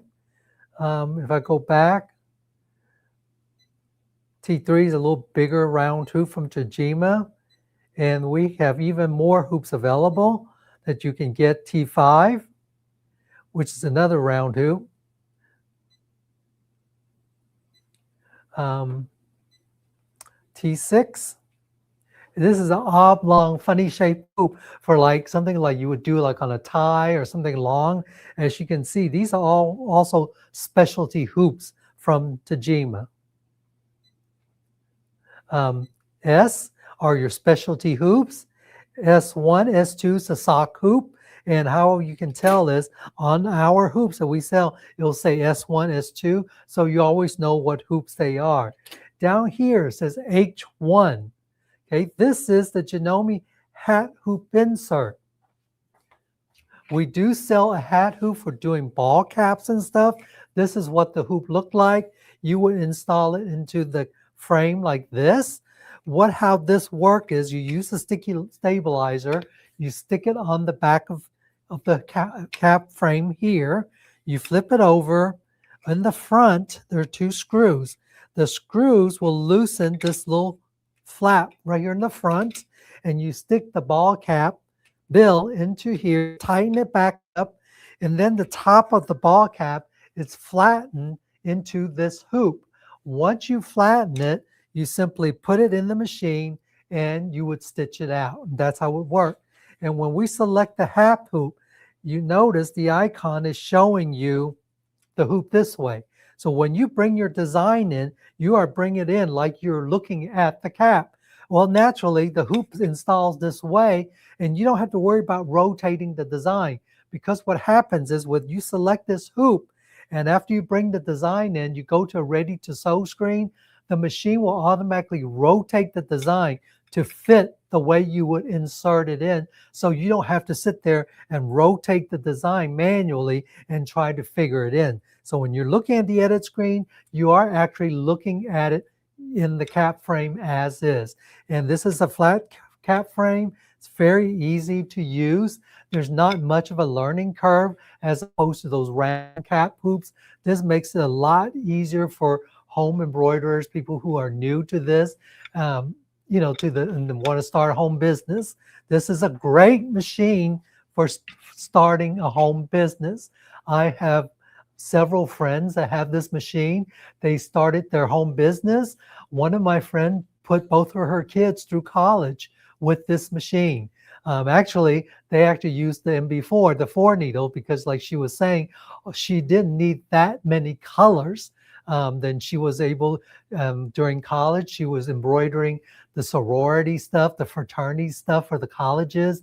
They were doing the sashes for like the homecoming, you know, queens and kings and stuff like that. She was doing bridal sashes for the sororities and people like that. So just doing those things, she was able to keep enough money, you know, support herself and her kids and put her kids through college. And so this is very doable. You know, this, like I said, this machine weighs around 50 pounds. So it's not that heavy of a machine. One person can carry it. And not only that, when you order it, it's shipped by UPS. You don't need a, you know, heavy truck with a lift gate on it to, you know, take it to your residence house. So this is a very easy, doable thing. And it's very, for me, I think it's very affordable for something like this, because when you go to a truly commercial machine, it's a lot heavier and almost double to triple the price you're paying for something just like this. We don't consider this a true commercial machine. We call it a semi-industrial machine for home use, okay? Because this is made for home use, is not made, you know, for like truly commercial uses.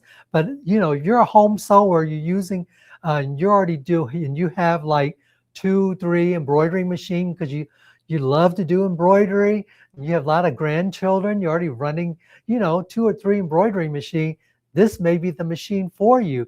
This is great. We have designed with a lot of color changes.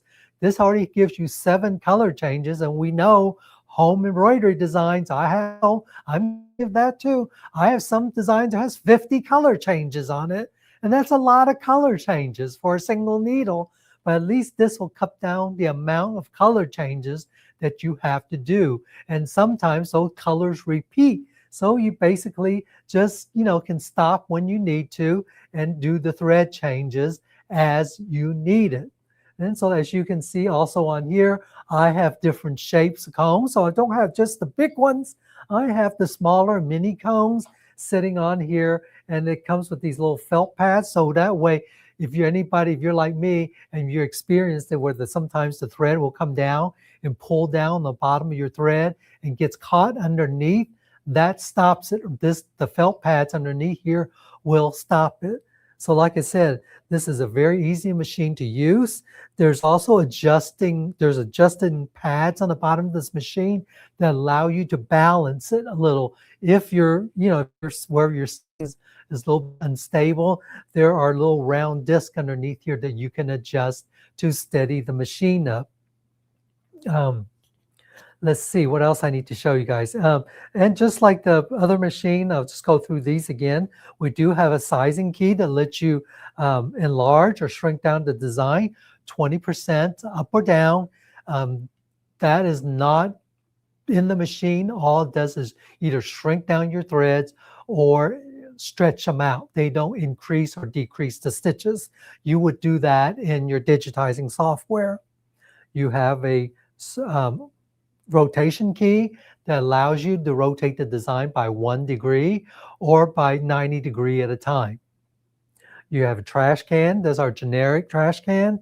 A folder here that lets you have a choice. You can save the design to the built-in of the memory of the machine, or you can save it to a USB stick if you have it. If you do that, if you have made edits on your design, you can save it to a USB. Tell you the truth, most people would do all this on their computer and just, you know, bring the design into the USB and just stitch it out on the machine. I don't usually do stuff on the machine just because I have a nice big screen on my laptop that's connected to, so it makes it so much easier for me to do my editing and, you know, stuff like that. We have a copy and paste key, lets you copy your design. You have a mirror imaging key. You have a vertical mirror, horizontal mirror, your arcing key for your letters that you can arc the letters. And you also has a color guard that lets you change the color of your design for visual purpose. You can also change the background color of your screen, your ready to sew screen.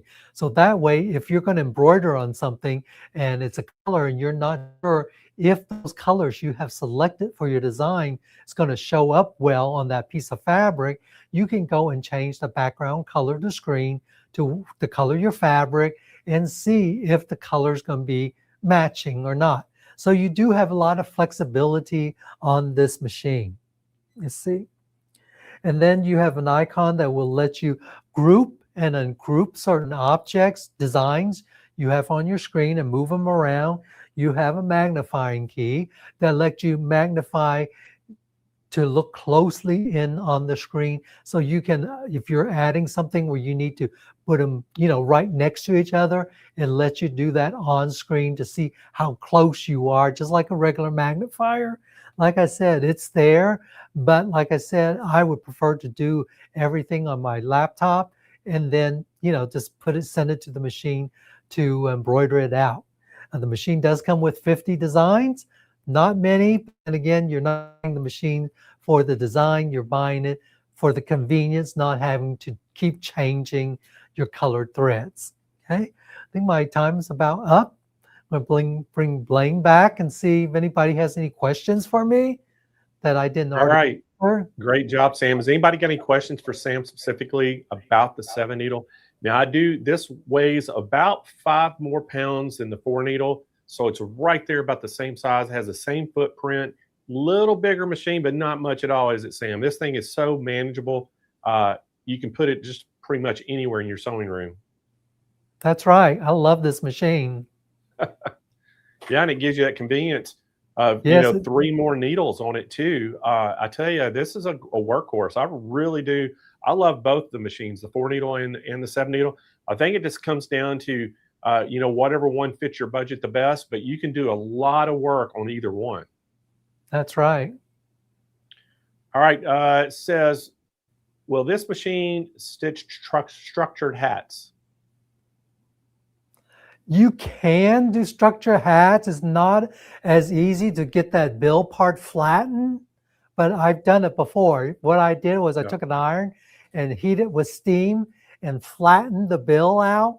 And then I put some heavy books on it to let it cool. And once it's cool, I'm able to put it on the hat frame and stitch it out. Yeah, it can be done. I mean, we said the 4 needle, you really can't do structured hats. You can do them on the 4 and the 7. You just take some creativity and maybe some painter's tape to help hold it down, but you can do them on there. I've seen them done before. So you can do that. Just you have to be a little creative. It says, does the M7 or MB7 and the MB4 have the same hoop options? Yes. Same sewing field in it, Sam? Yes, same sewing field. Yeah. And there's lots of videos on YouTube also to how to use this machine. I think, let's see, looks like a great machine for beginners. Hey, this is a great machine for anybody. I tell you, this thing, I think Sam had mentioned this earlier. Even if you have a bigger multi-needle machine, this is one of those that you could have just, have a specialized machine. Like if you're just doing onesies and you have it set up for that, or if you want to, go take it to a trade show or a flea market, it's so portable and lightweight. This would be great. I mean, I know people that have bought the 4 needle, Sam, that have RVs and they keep it in their RV, and when they're on the road, she embroidered. So I thought that was pretty cool. Yeah, they can also set up shop in the RV park too. That is true. Great idea. It looks like that's about all the questions, Sam. Hey, Sam, thank you so much for coming on the show. Great demos on both machines. And I tell you what, you're always a professional. You're always so knowledgeable. And we do really appreciate you working with us. And anyway, we'll see you next time, okay? Okay, thanks for having me. All right, everybody, let me tell you how you can get this 7 needle. Now, this is the Janome MB7 and 7 needle embroidery machine. The price on it is $59.99, $5,999. We have financing available. But again, this is a call-in special. You have to call in to get the hoop and stitch event pricing, okay? So you have to call 888-571-2171. And to get those pricing on the 4 needle or the 7 needle, you have to call Lacey, let her know which one you're wanting to get. Again, we have some financing available for you. But these, again, Sam made a great point. These are going to ship by just regular FedEx or UPS ground. You don't have to have freight to ship these because they're so compact and lightweight. So great addition to your sewing room. If you don't have a multi-needle yet, this would be a great place to start. Can't stress enough how awesome these machines are. And again, if you've been thinking about it, man, don't think any longer. We're going to take care of you today. So get on that phone and give Lacey a call. Okay. All right, Roger. Where's Roger at? There he is. Hey, Blaine. I'll tell you what. So I'm throwing a bunch of machines at you because I'm trying to get you to buy an embroidery machine because you've always wanted to make patches. Yes, that's true.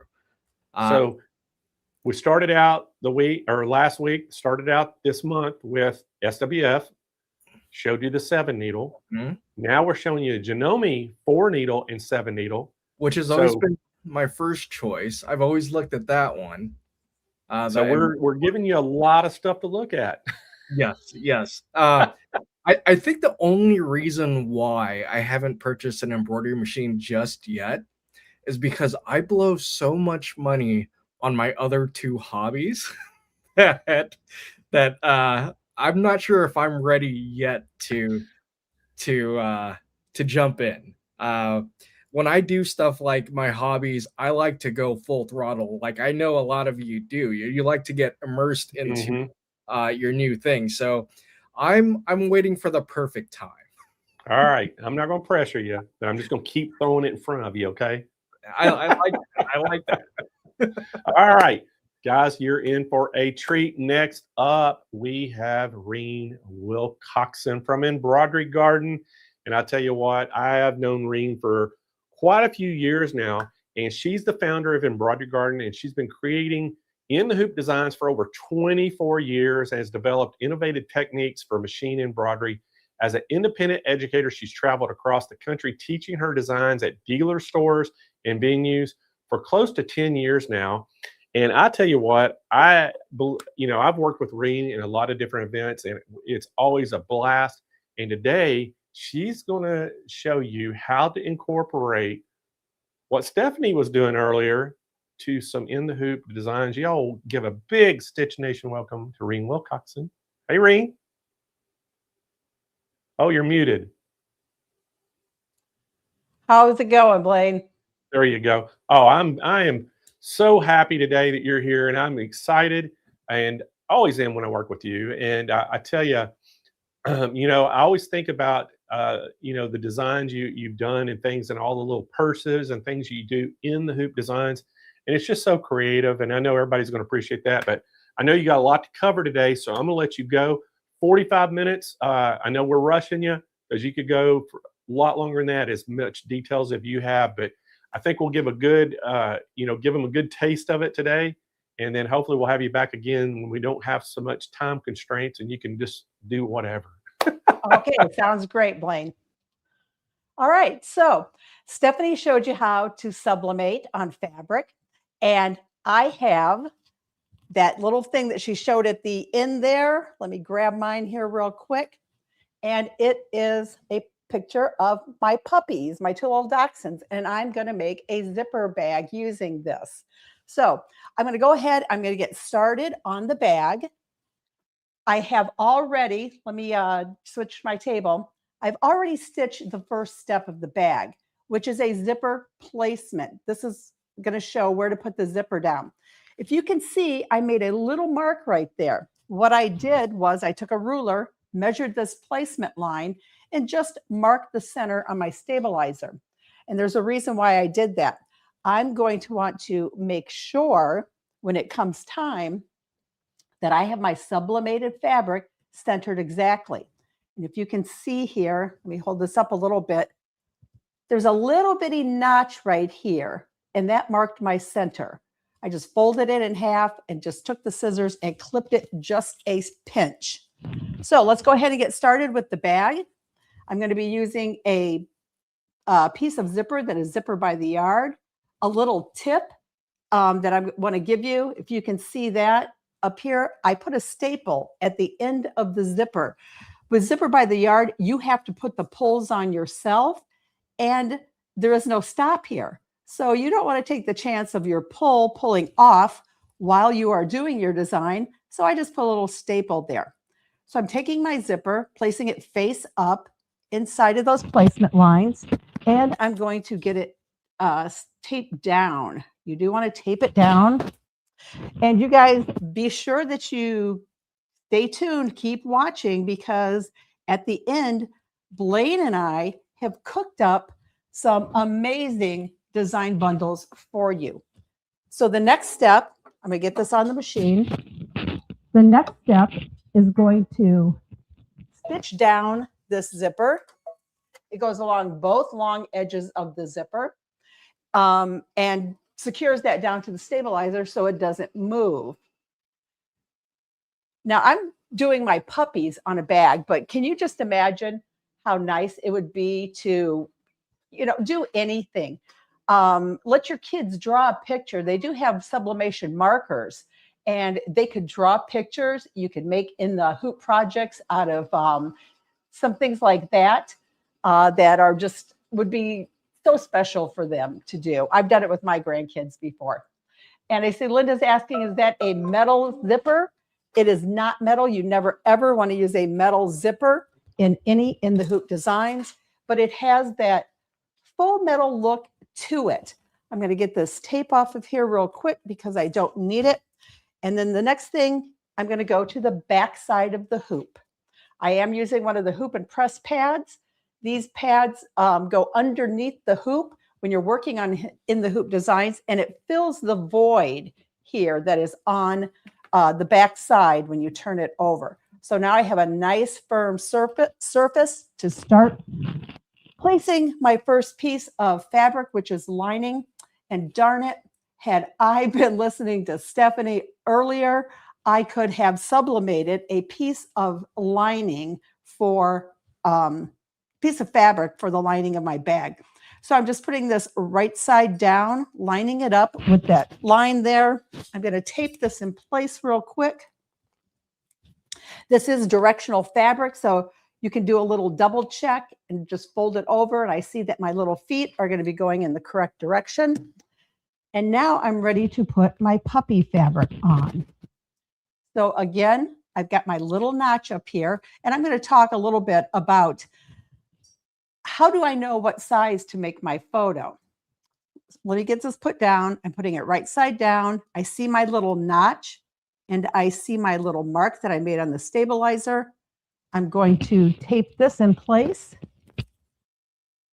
real quick here. Get it back on the machine and let it stitch these two fabrics to the zipper. So to determine how big you need to make your printed photo, and this one I want to show you too, because notice how dull it looks. This one was printed, actually I made a mistake and I printed it onto cotton fabric to start with.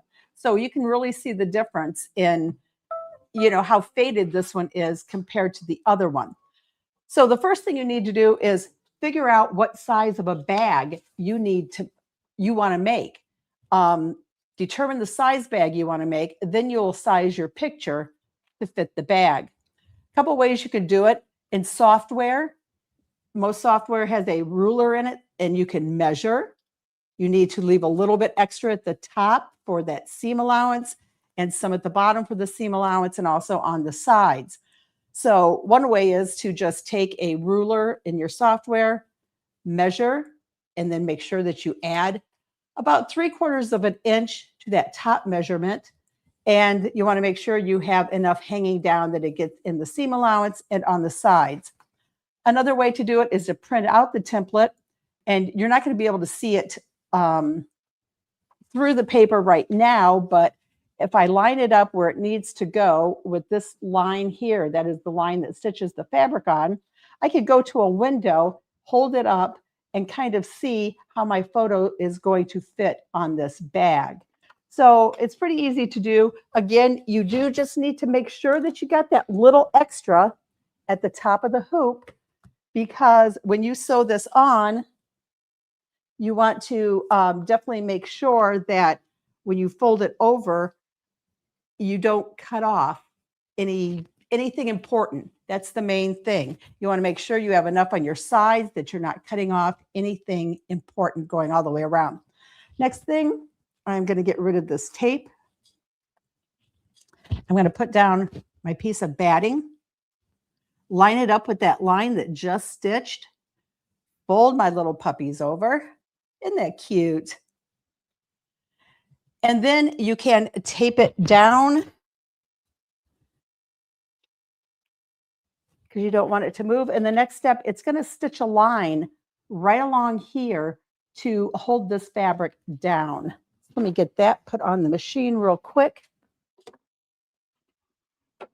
Get that done while it's stitching that. You know, Stephanie showed her gnome. Well, I did a gnome too. And I did mine, a Halloween gnome. And I sublimated some spider webs for his hat and a spider print for his coat. We both showed gnomes, but you don't have to only use it on like a design like this. You can use sublimated fabric to make an entire bag. I love that idea that Stephanie had about the lining. I wish I would have thought of that sooner. All right, so let me hold it up a little bit so you can just kind of see how it is. And you can see Lily's head is still good. You could quilt over this, do quilting on top. I really don't want to. I really want my puppies there to stand out. So then the next step is to go to the back side of the hoop, and this fabric gets folded down. Looks like I got it on a little bit crooked, but we would take our time a little bit more when we're doing it at home. Now is a great time to press, and with that hoop and press pad underneath, I'm able to get a nice crisp fold right here. Next step is to take my next piece of lining, right side down, line it up with this placement line for the zipper. And since this is directional, I want to make sure I'm putting it the correct way. Fold it up a little bit just to make sure that it is right before you stitch this down. Let me get it taped down. I think that you are going to enjoy these design bundles that Blaine and I have come up with. Again, there's going to be 11 of them, and they are all types of in the hoop designs from me. I'm going to be using this little bone fabric here. Put it right side down. I'm not going to tape it down. I'm just going to get it put onto the machine. Let me make sure everything behind is good. And this next step will stitch these two fabrics to that edge of the zipper. And I'll give you a look at that, how it's going on the machine.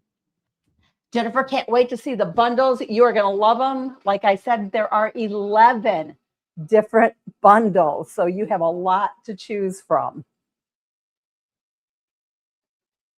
I mean, these zipper bags go pretty quickly also to stitch out. It's time to go back to the table. You know, within the hoop designs, it is a lot of back and forth, hoop on, hoop off. Next, our batting goes down. This gets folded up. I'm just loving how this looks already. And again, just think of, you know, for a gift for grandmas for Christmas, to make a bag with, you know, a family photo on it. That's something that she would absolutely treasure. I'm going to put it back on the machine, and it's going to do a stitch going across the top there to kind of hold those fabrics in place. Someone has said that she wants to try in the hoop designs, but only has a 4x4 hoop. Do I have projects for that? Yes. In fact, I think one of the bundles focuses on 4x4, if I remember correctly. And Lynn says the pups are so cute. Yeah, they are little darlings. They're our babies. Okay, we only have 2 more steps before the bag is finished, sewing steps. But now we go to the back side of the hoop. Get this tape off of here. And you know, Blaine was talking about how we've known each other for, well, it's been 10 years, a little over 10 years now. And as a matter of fact, just earlier this week, I don't know if Blaine remembers, was the 10-year anniversary of the first big event that we did together. So I folded this up, ironed it because I have the hoop and press pad underneath, and that hoop and press pad gives me that support so I can take my tape and press down really hard. And if you're just joining, you know, I got this piece a little bit crooked. I'm not going to worry about it in this design right now. Next thing, there is a piece of stabilizer right here, and our zipper is behind that. So I need to get my little scissors in there and cut the stabilizer out so I can get into my bag when it's done. And really, I can just take my scissors and glide them along that stabilizer and get that out of there. Okay. The front side now, it's time to unzip my zipper halfway. Don't forget. The next piece that goes on is the piece that forms the back of the bag. And this piece is not directional. And then I put a piece of batting on top of that. Okay, now I'm going to put it back on the machine, and it's just going to do a little stitch that secures that 2 pieces I just added to the hoop there. And let's get that going. It's just a short little line.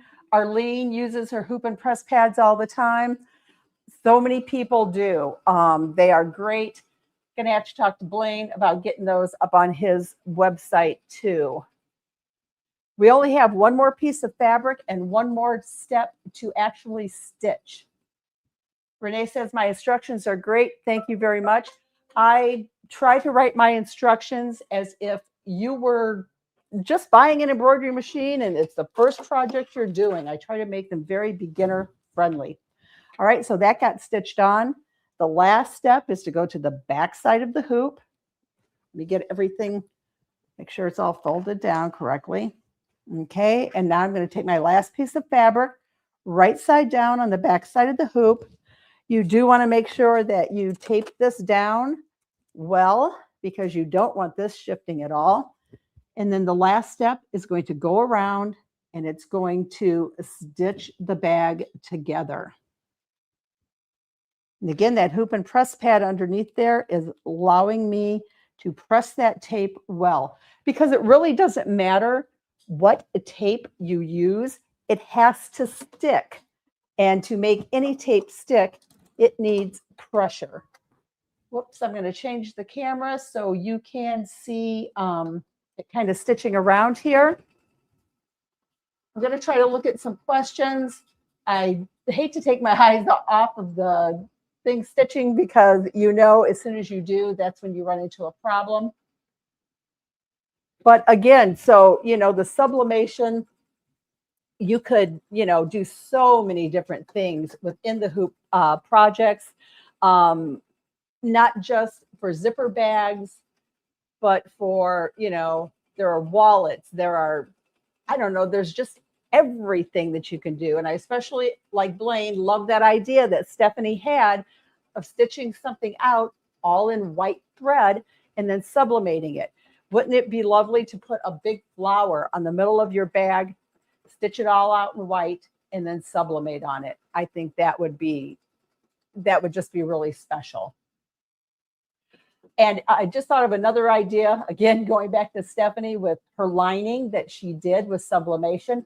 What about a little bride's bag? And on the inside, you have a surprise, like maybe a photo of her and, you know, her husband to be on the inside of the bag. How special would that be for that special day? Okay, this is actually done stitching. We're going to come over to the table, pop it out of the hoop, and we are ready to trim. What I like to do first is I like to take just this batting only and trim it all the way around close to the stitching. I'm not going to take my time to really, you know, do this really well, but you get the idea. And what this does is it gets rid of bulk in the corners and on the seam line. So that would be the first step to trim this. It does have another piece of batting in it. You know, here's the other piece of batting that we use. That one doesn't need to be trimmed. As long as you get this one trimmed, you know, you're going to be doing fine. All right, so after that's trimmed, we can turn this over, go to the back side, and here's our opening down here. We want to make sure that we leave it longer at this opening because we need something to turn in. So what I like to do is clip through everything up to about 1/4 inch of that stitching. I know it's hard to see because we've got white bobbin thread. But then I come around, you can use pinking shears, regular scissors, whatever you like, and trim 1/4 inch around the bag. And you would also want to notch your corners on this one because the corners are rounded, or if they are 90-degree corners, you would want to clip those diagonally. All right, so now I've come around the bag. And again, I would clip those corners. I'm not going to take the time really now to clip all my corners, but I can trim this down here. And then you can also, there's a bunch of bulk down here that I don't need. I can trim some of that away. So that's another little tip just to get rid of the bulk. And then you're just going to turn the bag. You would just reach in, turn the bag to the right side. I think one of the most awkward things ever when you're doing a live is turning something to the right side. But I'm just going to really do this quickly so we can move on and take a look at the bundles. Importantly, you need to make sure you get your corners poked out. Use a tool to make sure that they get poked out well all the way around the bag. So, you know, I'm not going to take the time to poke my corners out all the way, but use a tool like this. Then, you know, you take the, let me grab this here, the bottom where the opening is at that bottom, and just kind of turn those edges in. Either use fusible tape or hand sew it together really quickly. Get that zipper unzipped the rest of the way, and then turn your bag one more time. There are my cute little puppies. You make sure that you have your corners poked out really nice. Same thing at the top. You're going to make sure that you have your corners poked out well. Let me get this turned real quick. And then, of course, you're going to give it a nice press. Okay, give it a really nice press. And this is what you will end up with. So you can see how nice my corners look. I've pressed it. Inside, the bag is fully lined. No raw edges inside. You have just a wonderful, beautiful gift. And I'll work on this one, getting the corners poked out and pressed and everything. But that's how easy it is to do and in the hoop bag, and to use something that Stephanie has shown that's been sublimated, how to incorporate that into your project. So what did you guys think about that? Are you ready to look at some bundles now? That is a cute idea, Mary, to use it as a walking bag for your dogs. Keep their little treats in there. Oh, that's a great idea for the treats. Well, I think we ought to unveil all the bundles. I do too. We have 11 of these. And so, Reen, what we ought to do, I think they're all on one slide. So what we could do is show those, and then if you want to, you could go one by one and talk about each one, if that would work. And Okay. we got a fantastic price on these for the show. I mean, unbelievable price on these. Some of these are over $100, all $69.99 for the show. So Reen, I'm gonna let you take it away and just talk about each one, and great bundles. Okay, so again, there are 11 bundles. Blaine has got the link to look at these bundles. So let's go to the first slide. And are they individual on slides? Or is it? I don't think they are, Reen. I think this is what you're seeing right there is what we've got. I could show them too how to go onto the website and find these bundles.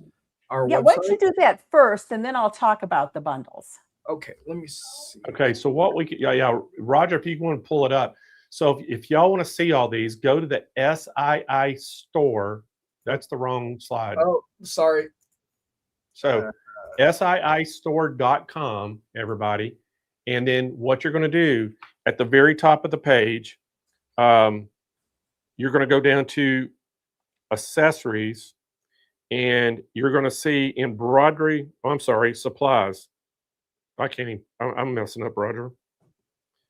So you're going to go down to supplies, and you're going to scroll down under the supplies tab until you see Embroidery Garden exclusive designs. You're going to click that, and it takes you to the page where you can see all the designs in each one of them. And then you just click on the one you want, and it takes you to another page on Reen's website. And so there we go, Roger. So Roger, show them. You're going to go to the supplies. And I think you can scroll down to where you see Embroidery Garden. There it is. Click that. There you go. There's all the exclusive designs right there. And then just go ahead and click on, Roger, just to show if you where it says go right there. If you click on one of those, it goes to this page, and you can actually check out on this page and pay for it. And then Reen is going to actually I think you send them a downloadable link. Is that correct, Reen? They are downloadable. All the bundles, they are instant download. Yeah, so you'll be able to download it right there. So we've got it worked out pretty good on this. So again, you'll go through our website. It's going to take you that. Now that's how you got to get the exclusive pricing and the exclusive designs, is do it that way. You have to go through our website to get them. Right. But anyway, Roger, go back to our page where you were shopping. And then if you want to, just scroll up, and then Reen can talk about each individual design or bundle. Okay, right. So there are 11 bundles. They are each $69.99. That first bundle, I'm calling it the Fashion Purse Bundle. So there are tons of, well, it lists there the design sets that are inside of this bundle. The pictures don't show everything in every bundle, so just kind of know that. But the Fashion Purse Bundles, it has a lot of bags that have zippers, maybe 2 zippers, tabs to add straps to, just kind of fashion bags that, you would carry going out, going to the store, etc. Next bundle, I'm calling it the Functional Purse Bundle, because these serve a purpose. These designs have a purpose to them. Like the Marianne cases, you can, if you have a big enough hoop and do the largest one, you can get a laptop in there. There's also bags in here that, like those little pencil ones that you see, those are cute little pencil cases. There's fanny packs in there. So it's bags that are more functional. Also on these designs that are listed underneath these bundles, for example, Marianne cases under this Functional Purse Bundle, there's more than one design size in that bundle. I think just about everything has more than one hoop size in it. Okay, so that's why you need to, when you go to my page to purchase, it also has links to all the individual designs in these bundles. You can go check them out and see exactly what's in that set. So the fashion purse, functional purse bundle is $104.95 retail, $69.99 through Blaine's special. Same thing with that fashion purse bundle. The next one, the holiday purse bundle, those are all bags for holidays. There's Christmas bags, there's Halloween bags, there's bags shaped like mittens, there's Santa bags. There's all kinds of things that are just fun holiday themed bags. And the value on this bundle is $105.91 on sale through Blaine, $69.99. Then I have the small bags and pouches bundle. So this is where you're getting into all those 4x4 bags. There might be a couple in here that are 5x7, but a lot of these are 4x4, and they're just smaller bags. And they're pretty basic bags, like how I showed you today, that bag. Those basic kind of steps. That bundle is almost $102, on sale $69.99. The next one I'm calling Desk to Dorm, because it has things that you can use at home, maybe desk type accessories, or for school. So there's a book bag, there's notebook covers, USB case, etc. Value is almost $102. It's $69.99. The next one is a home bundle. That's where I've got a kitchen set, pot holder set, some other things, coasters, mug cozies and coasters, etc. in there. That's $99, on sale $69.99. The mini hangings and bundles, that is almost $108 retail value, $69.99, and it is full of mini hangings. And then the next bundle, mug rugs and coasters. Everybody loves mug rugs and coasters, and you can see how many underneath there are listed of designs that are inside of there. That one's almost $110 retail value, $69.99 through SSI. And there's more even. The personal items bundle. So sunglass cases, that thing that looks red with an R on it, the picture underneath that too, that is a mirror case that's open. An actual mirror is stitched in the hoop. There are makeup bags in there, etc. That one's about $112 retail, $69.99. The next one's so much fun, I'm calling it, because it has things in it related to sewing. We've got wrist pin cushions, an armchair caddy, hoop tabs that you can, you put snaps on them. They have your hoop size on it. You clip them around your frames to keep those two pieces together. And it tells you what size it is real quickly. There are other things in there. There's a nice little hanging related to sewing in there. $107 value, $69.99. And then I believe this is the last one. It is a snowball bundle. I do a lot of snowballs. Each one of those sets has probably at least 6 faces in them. And there's a couple of pumpkins, because all snowballs aren't just snowmen. They are pumpkins too. And that value is $104, $69.99 through Blaine. Well, I'm really happy with these bundles. I'm telling you, this is awesome. And you know what you're kind of famous for were the snowballs. I remember. I think that's how we actually kind of met, over the snowballs. Yeah, everybody just went crazy over the snowballs. And now the little pumpkins as well is just awesome. But all these bundles, Reen, are just fantastic. And the pricing we've got, I mean, you can't beat that pricing. This is only going to last, guys, during the month of our embroidery hoop and stitch event. So at the end of this month, they are gone. So you have all this rest this month to get as many as you can, because the price is going to go back up. So great bundles. Oh, Reen, great job. I always love watching you do those purses with the zippers in them. It just blows me away. So I see there's a question about the bundle. All of the designs, when you go through Blaine's site and you get to my site and it lists everything in there, then those are all the designs that you get. And like I said, a lot of them have multiple sizes in them. So you really got to look through everything to see what you're getting. And of course, every single design has instructions, written PDF, step-by-step photo instructions with them. Now, when you get a bundle and you download it, so let's say there are 10 designs in that bundle. Each one of those designs is zipped into a file.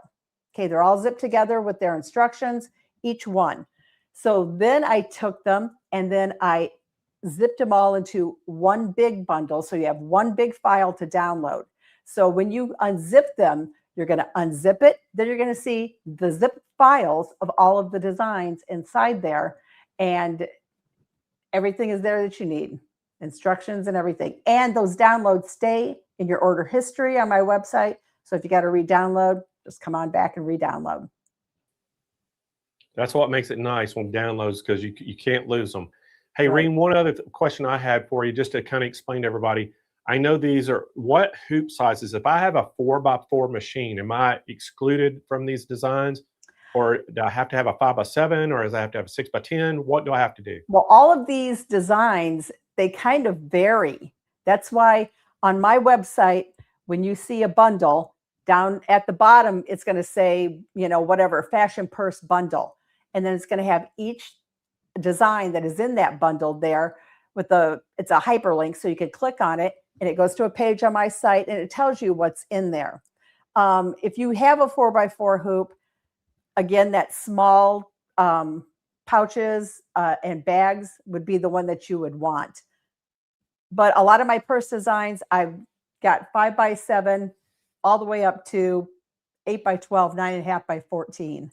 I don't go much bigger than a 9.5 by 14 on a purse, because then it just gets too big. But so just look through the bundles, you know, like Blaine said, grab them while you can now. Well, if they only have a 4x4 machine and they want to get some of the bigger ones, y'all got to buy a new machine from me. That's right. Right? That's an easy fix. Well, Reen, thank you so much. You and Stephanie tag teamed it and made it awesome. And that just kind of shows you how you can take the heat transfer with your dog pictures on there, print that out onto it, then pull the fabric off and incorporate it into an in-the-hoop design and make a purse like you did. Just very creative, awesome job as usual. And thank you so much for working with us and coming up with the bundles. And thanks so much for coming on the show. Well, thanks for asking me, Blaine. It was a blast. All right. Well, look forward to seeing you again real soon. Okay. All right. Bye. All right, everybody. Let's do a recap, Roger. Let's talk a little bit again and remind everybody about the 4-needle Janome. That was Sam's show, the very first of the show. Again, guys, the normal price on this is $4,999. We do have a call-in special on this. You do have to call to get the special price. The hoop and stitch price, you have to call in to get it. So give Lacey a call at 888-571-2171. If you can't get through on the phone, Roger's going to put that Jot link in the chat, and you can just click on that Jot link form, fill it out with your name, phone number, all your contact information, what product you're looking for, and then it'll update it. Lacey gets that real time, and she can look at that, and then we can also, give you a call. So that a lot of times makes it easier than just, keep calling and getting her, because she's busy on the phones. And during these shows, the phone rings off the hook. So just be patient with us. We really do want to talk to you. Next up was that 7-needle MB7. Again, these machines, the MB4 weighs 45 pounds. The MB7 weighs 50 pounds. It's just 5 pounds heavier. Basically, the footprint is exactly the same, a little heavier, 7 needles versus 4 needles. And only difference in these at all is the same sewing field, but it has a few more loaded designs. I think that's it. Very, very close, same machines. Again, $59.99 on this. We do have the call-in special on this as well. You've got to call in to get the deal. And I know y'all are all out there. Some of y'all are looking at getting your first multi-needle machine. I tell you what, give us a call. We would love to get one of these shipped to you. And then next up was the printer. I'm sorry, the Creo printer. This is what Stephanie used to do the dog print that Reen was using today of her dogs. And again, you saw how Reen used that, and that just so creative. And then, Stephanie even talked about if you had a design, you could do an embroidery design all in white, and then do that design in print and any colors that you wanted to do, and then print that on top of that white thread, and you can make it anything you wanted to. So, I mean, it's just that your creativity is unlimited on this. Again, financing is available on this as well. We got a great bundle put together. Normally, this whole value is $73.42. We sell it for $64.95 on our website. And today, you can save, I think it's $1,000, right at $1,000, maybe even, Roger, is it 64 or 69? I can't remember, but I think it's $64.99 on the website, but that's $1,000 savings with the bundle included. So great package today on this if you are interested in the Creo printer. And then last but not least was all the embroidery designs. We told you how to get there. You have to go through our website to get these. And again, it was under supplies. On the top of the headers at the top of the page, you hit supplies. Y'all need to make sure you remember this, supplies. And then the drop down comes down, and you'll just scroll down till you see Embroidery Garden exclusive design bundle. You click that, it takes you to the page. You can see them, and then ones you want, when you see one, you can just click it, and it goes right to Reen's page, and then you can check out through her website. And that's the way we got it working today, and it's going to work good. But again, a lot of these are over $100. You're getting them for $69.99 just for the Hoop and Stitch event. And this is going to be good all the way, all the specials on the show. Just to remind everybody, everything this month is going to be good until the end of the month when the Hoop and Stitch event is officially done, and that all the specials, they go back to the regular price. So great specials all month long, and they're all going to be ready to go. Roger, that was a lot of information. Yes, it was a full day of learning for me. Yeah, and it's just fun, oh my gosh. It's a lot of stuff because I'm not much of a sewist, or I don't do too much of this stuff, but it's very cool to see the creative aspect of everything when you're doing these types of projects. You know what? And y'all can probably help me out there, but what blows me away more than anything is how in the world do people like Stephanie and Reen come up with the ideas? Oh, I mean, they're creative. I mean, think about, you're actually putting a zipper in the fabric to make a purse in the hoop and sewing it, and then you're going to come back and do, you could do embroidery. I mean, it's just so many things you could do on that. I'm blown away every time I see her do that kind of stuff. I'm like, does she just sit around and think, oh, hey, let me create a snowball today out of fabric and embroidery? And you know what I mean? It's like, it just blows my mind, creative people like that. And Reen is so creative, and I know Stephanie is too. Oh my gosh. And so anyway, great show, I think, today. I was excited about it. The sublimation on the thread alone blew me away. I've never seen that done. And then the lace also, and having, when she lifted it, you had another pattern there that you could use. So that's, that's cool. And then just the whole day, seeing how you could incorporate all these disciplines together for business even. I mean, it's a great learning experience. Yeah, I mean, it just customization you can do is unreal. I mean, it's, and like her jacket. I mean, how creative were? I mean, I don't know if y'all noticed that one jacket was Dolly Parton on it. Yeah. Dolly embroidered up here and had her picture on the back, and I mean, that was just awesome. I thought, or no, it was Dolly on the back, wasn't it? It had her picture on the front. Yes, that's what it was. Yes, picture. So I'm a Dolly fan. I grew up listening to Dolly records. My parents used to play them every Sunday. So when I saw that, and I, watching the movies with Burt Reynolds in them too, I was blown away. So that was a cool jacket. Yeah, it's. I thought that was really cool. That would be something I think Dolly would just freak out of to wear herself. Yeah, that would be cool. I may have to talk to Stephanie about. because I got a really good friend of mine knows Dolly really well and used to be her road manager and still does stuff with her. So I'll have to say, hey, Dave, we may have to figure out how to get Stephanie to get a jacket to Dolly. That'd be kind of cool, I think. If you ever get Dolly on the show, I'll go there in person. I'll fly to do the show in person. I doubt very seriously I could ever get Dolly on the show, but it'd be cool if I could, wouldn't it? That would be. That would be pretty neat. I don't know. She probably does so. I mean, she was from a poor family that had probably make all their clothes. So, which I know she doesn't have to now, but you know, she maybe growing up she did. Who knows? But that would be pretty cool. But all right, Roger, I think it's time to give some stuff away. I think so too. Y'all, what do y'all think out there? Y'all ready to win some prizes? We got some cool stuff too.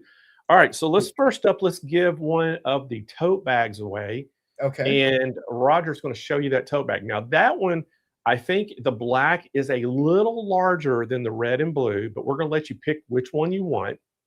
Also, we're going to let you pick what design you want. So if you want to get the Crazy Sewing Lady logo on there, or if you want the Sewing Coffee and Chocolate logo, or if you want the new logo, the Stitch Nation one, just let us know which one you want of the three if you win, and we'll tell you how to claim that prize. But Roger, spin that wheel. And oops, excuse me. Let me get to it. There we go. There you go. And spinning the wheel. Good luck, everybody.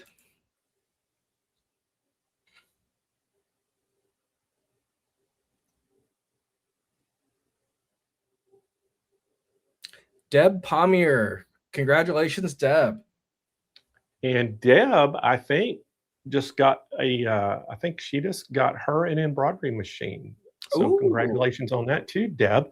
Hey, Deb, here's what you got to do to claim your prize. You got 30 days to claim it. Send us an email to info@stitchitintl.com and let us know what color tote bag you want and which of the three designs you want embroidered on it, and give us your full address and all that good stuff. I know we have it already, but give it to us again, and we'll make sure that we get that sent out to you. So congratulations, Deb.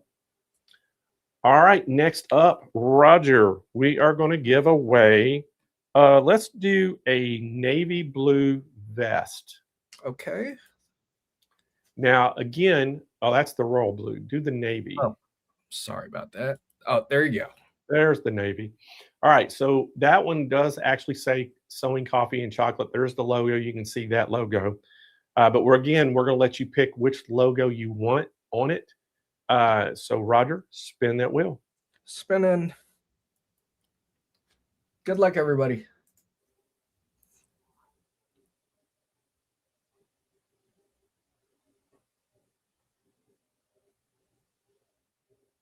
Lori Scott. Congratulations, Lori.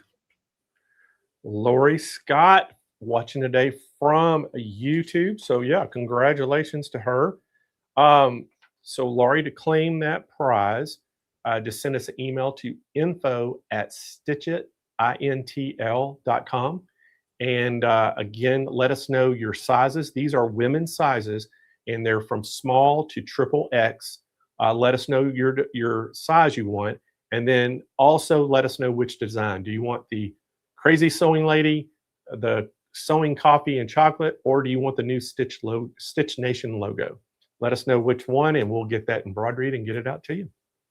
Make sure you give us your full address and all that stuff when you email me. All right, Roger, next up, we are going to give the royal vest. Let's give one of those royal blue vests away. There we go. And again, same deal on this. We're going to let you pick your design. Spin that wheel, Roger.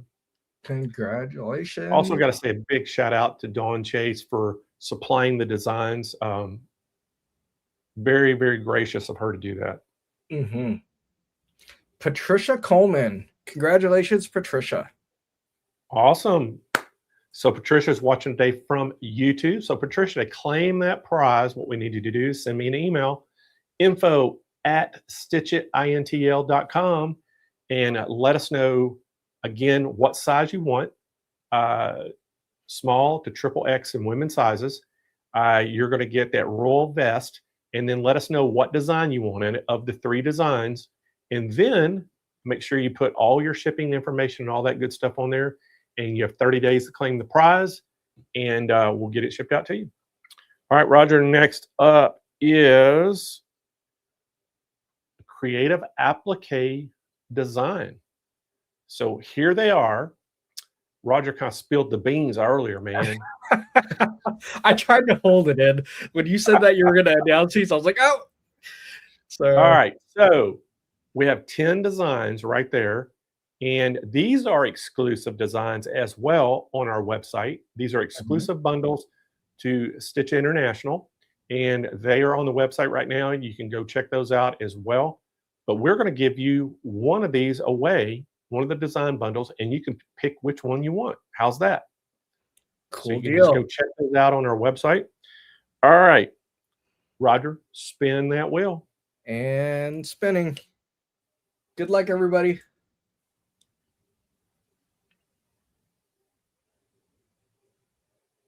The winner is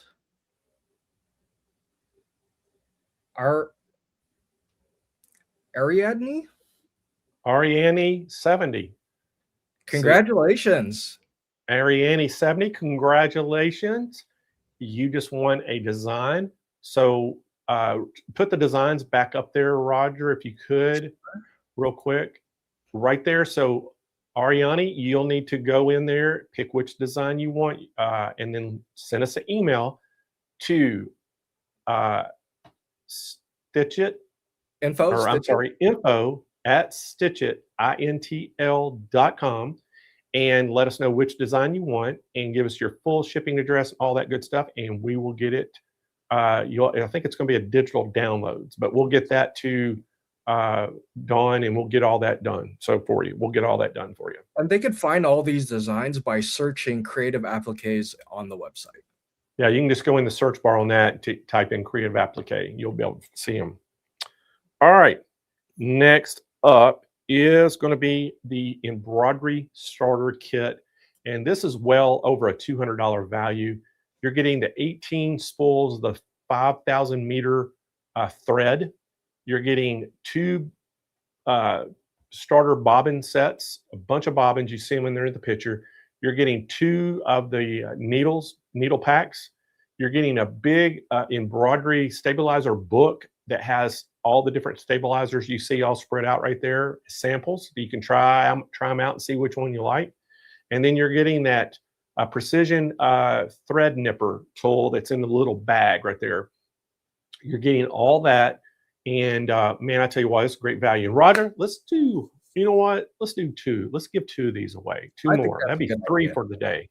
That's a very good idea. Yeah, 2 of these right now, because everybody, we got a great group on here. So spin that wheel, Roger. The first winner, actually, this would be the second winner. Second winner. Yeah, Sandra Cummins won our first one.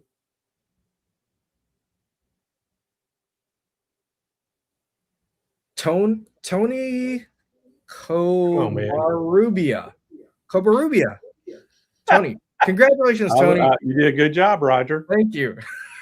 Congratulations, Tony. Tony's watching today from YouTube. So, Tony, you got 30 days to claim the prize, and here's how you do it. Just send us an email to info@stitchitintl.com, and let us know your address and all that good stuff, and we will get these this embroidery kit sent out to you.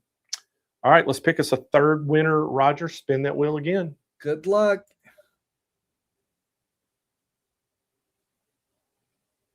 And our winner is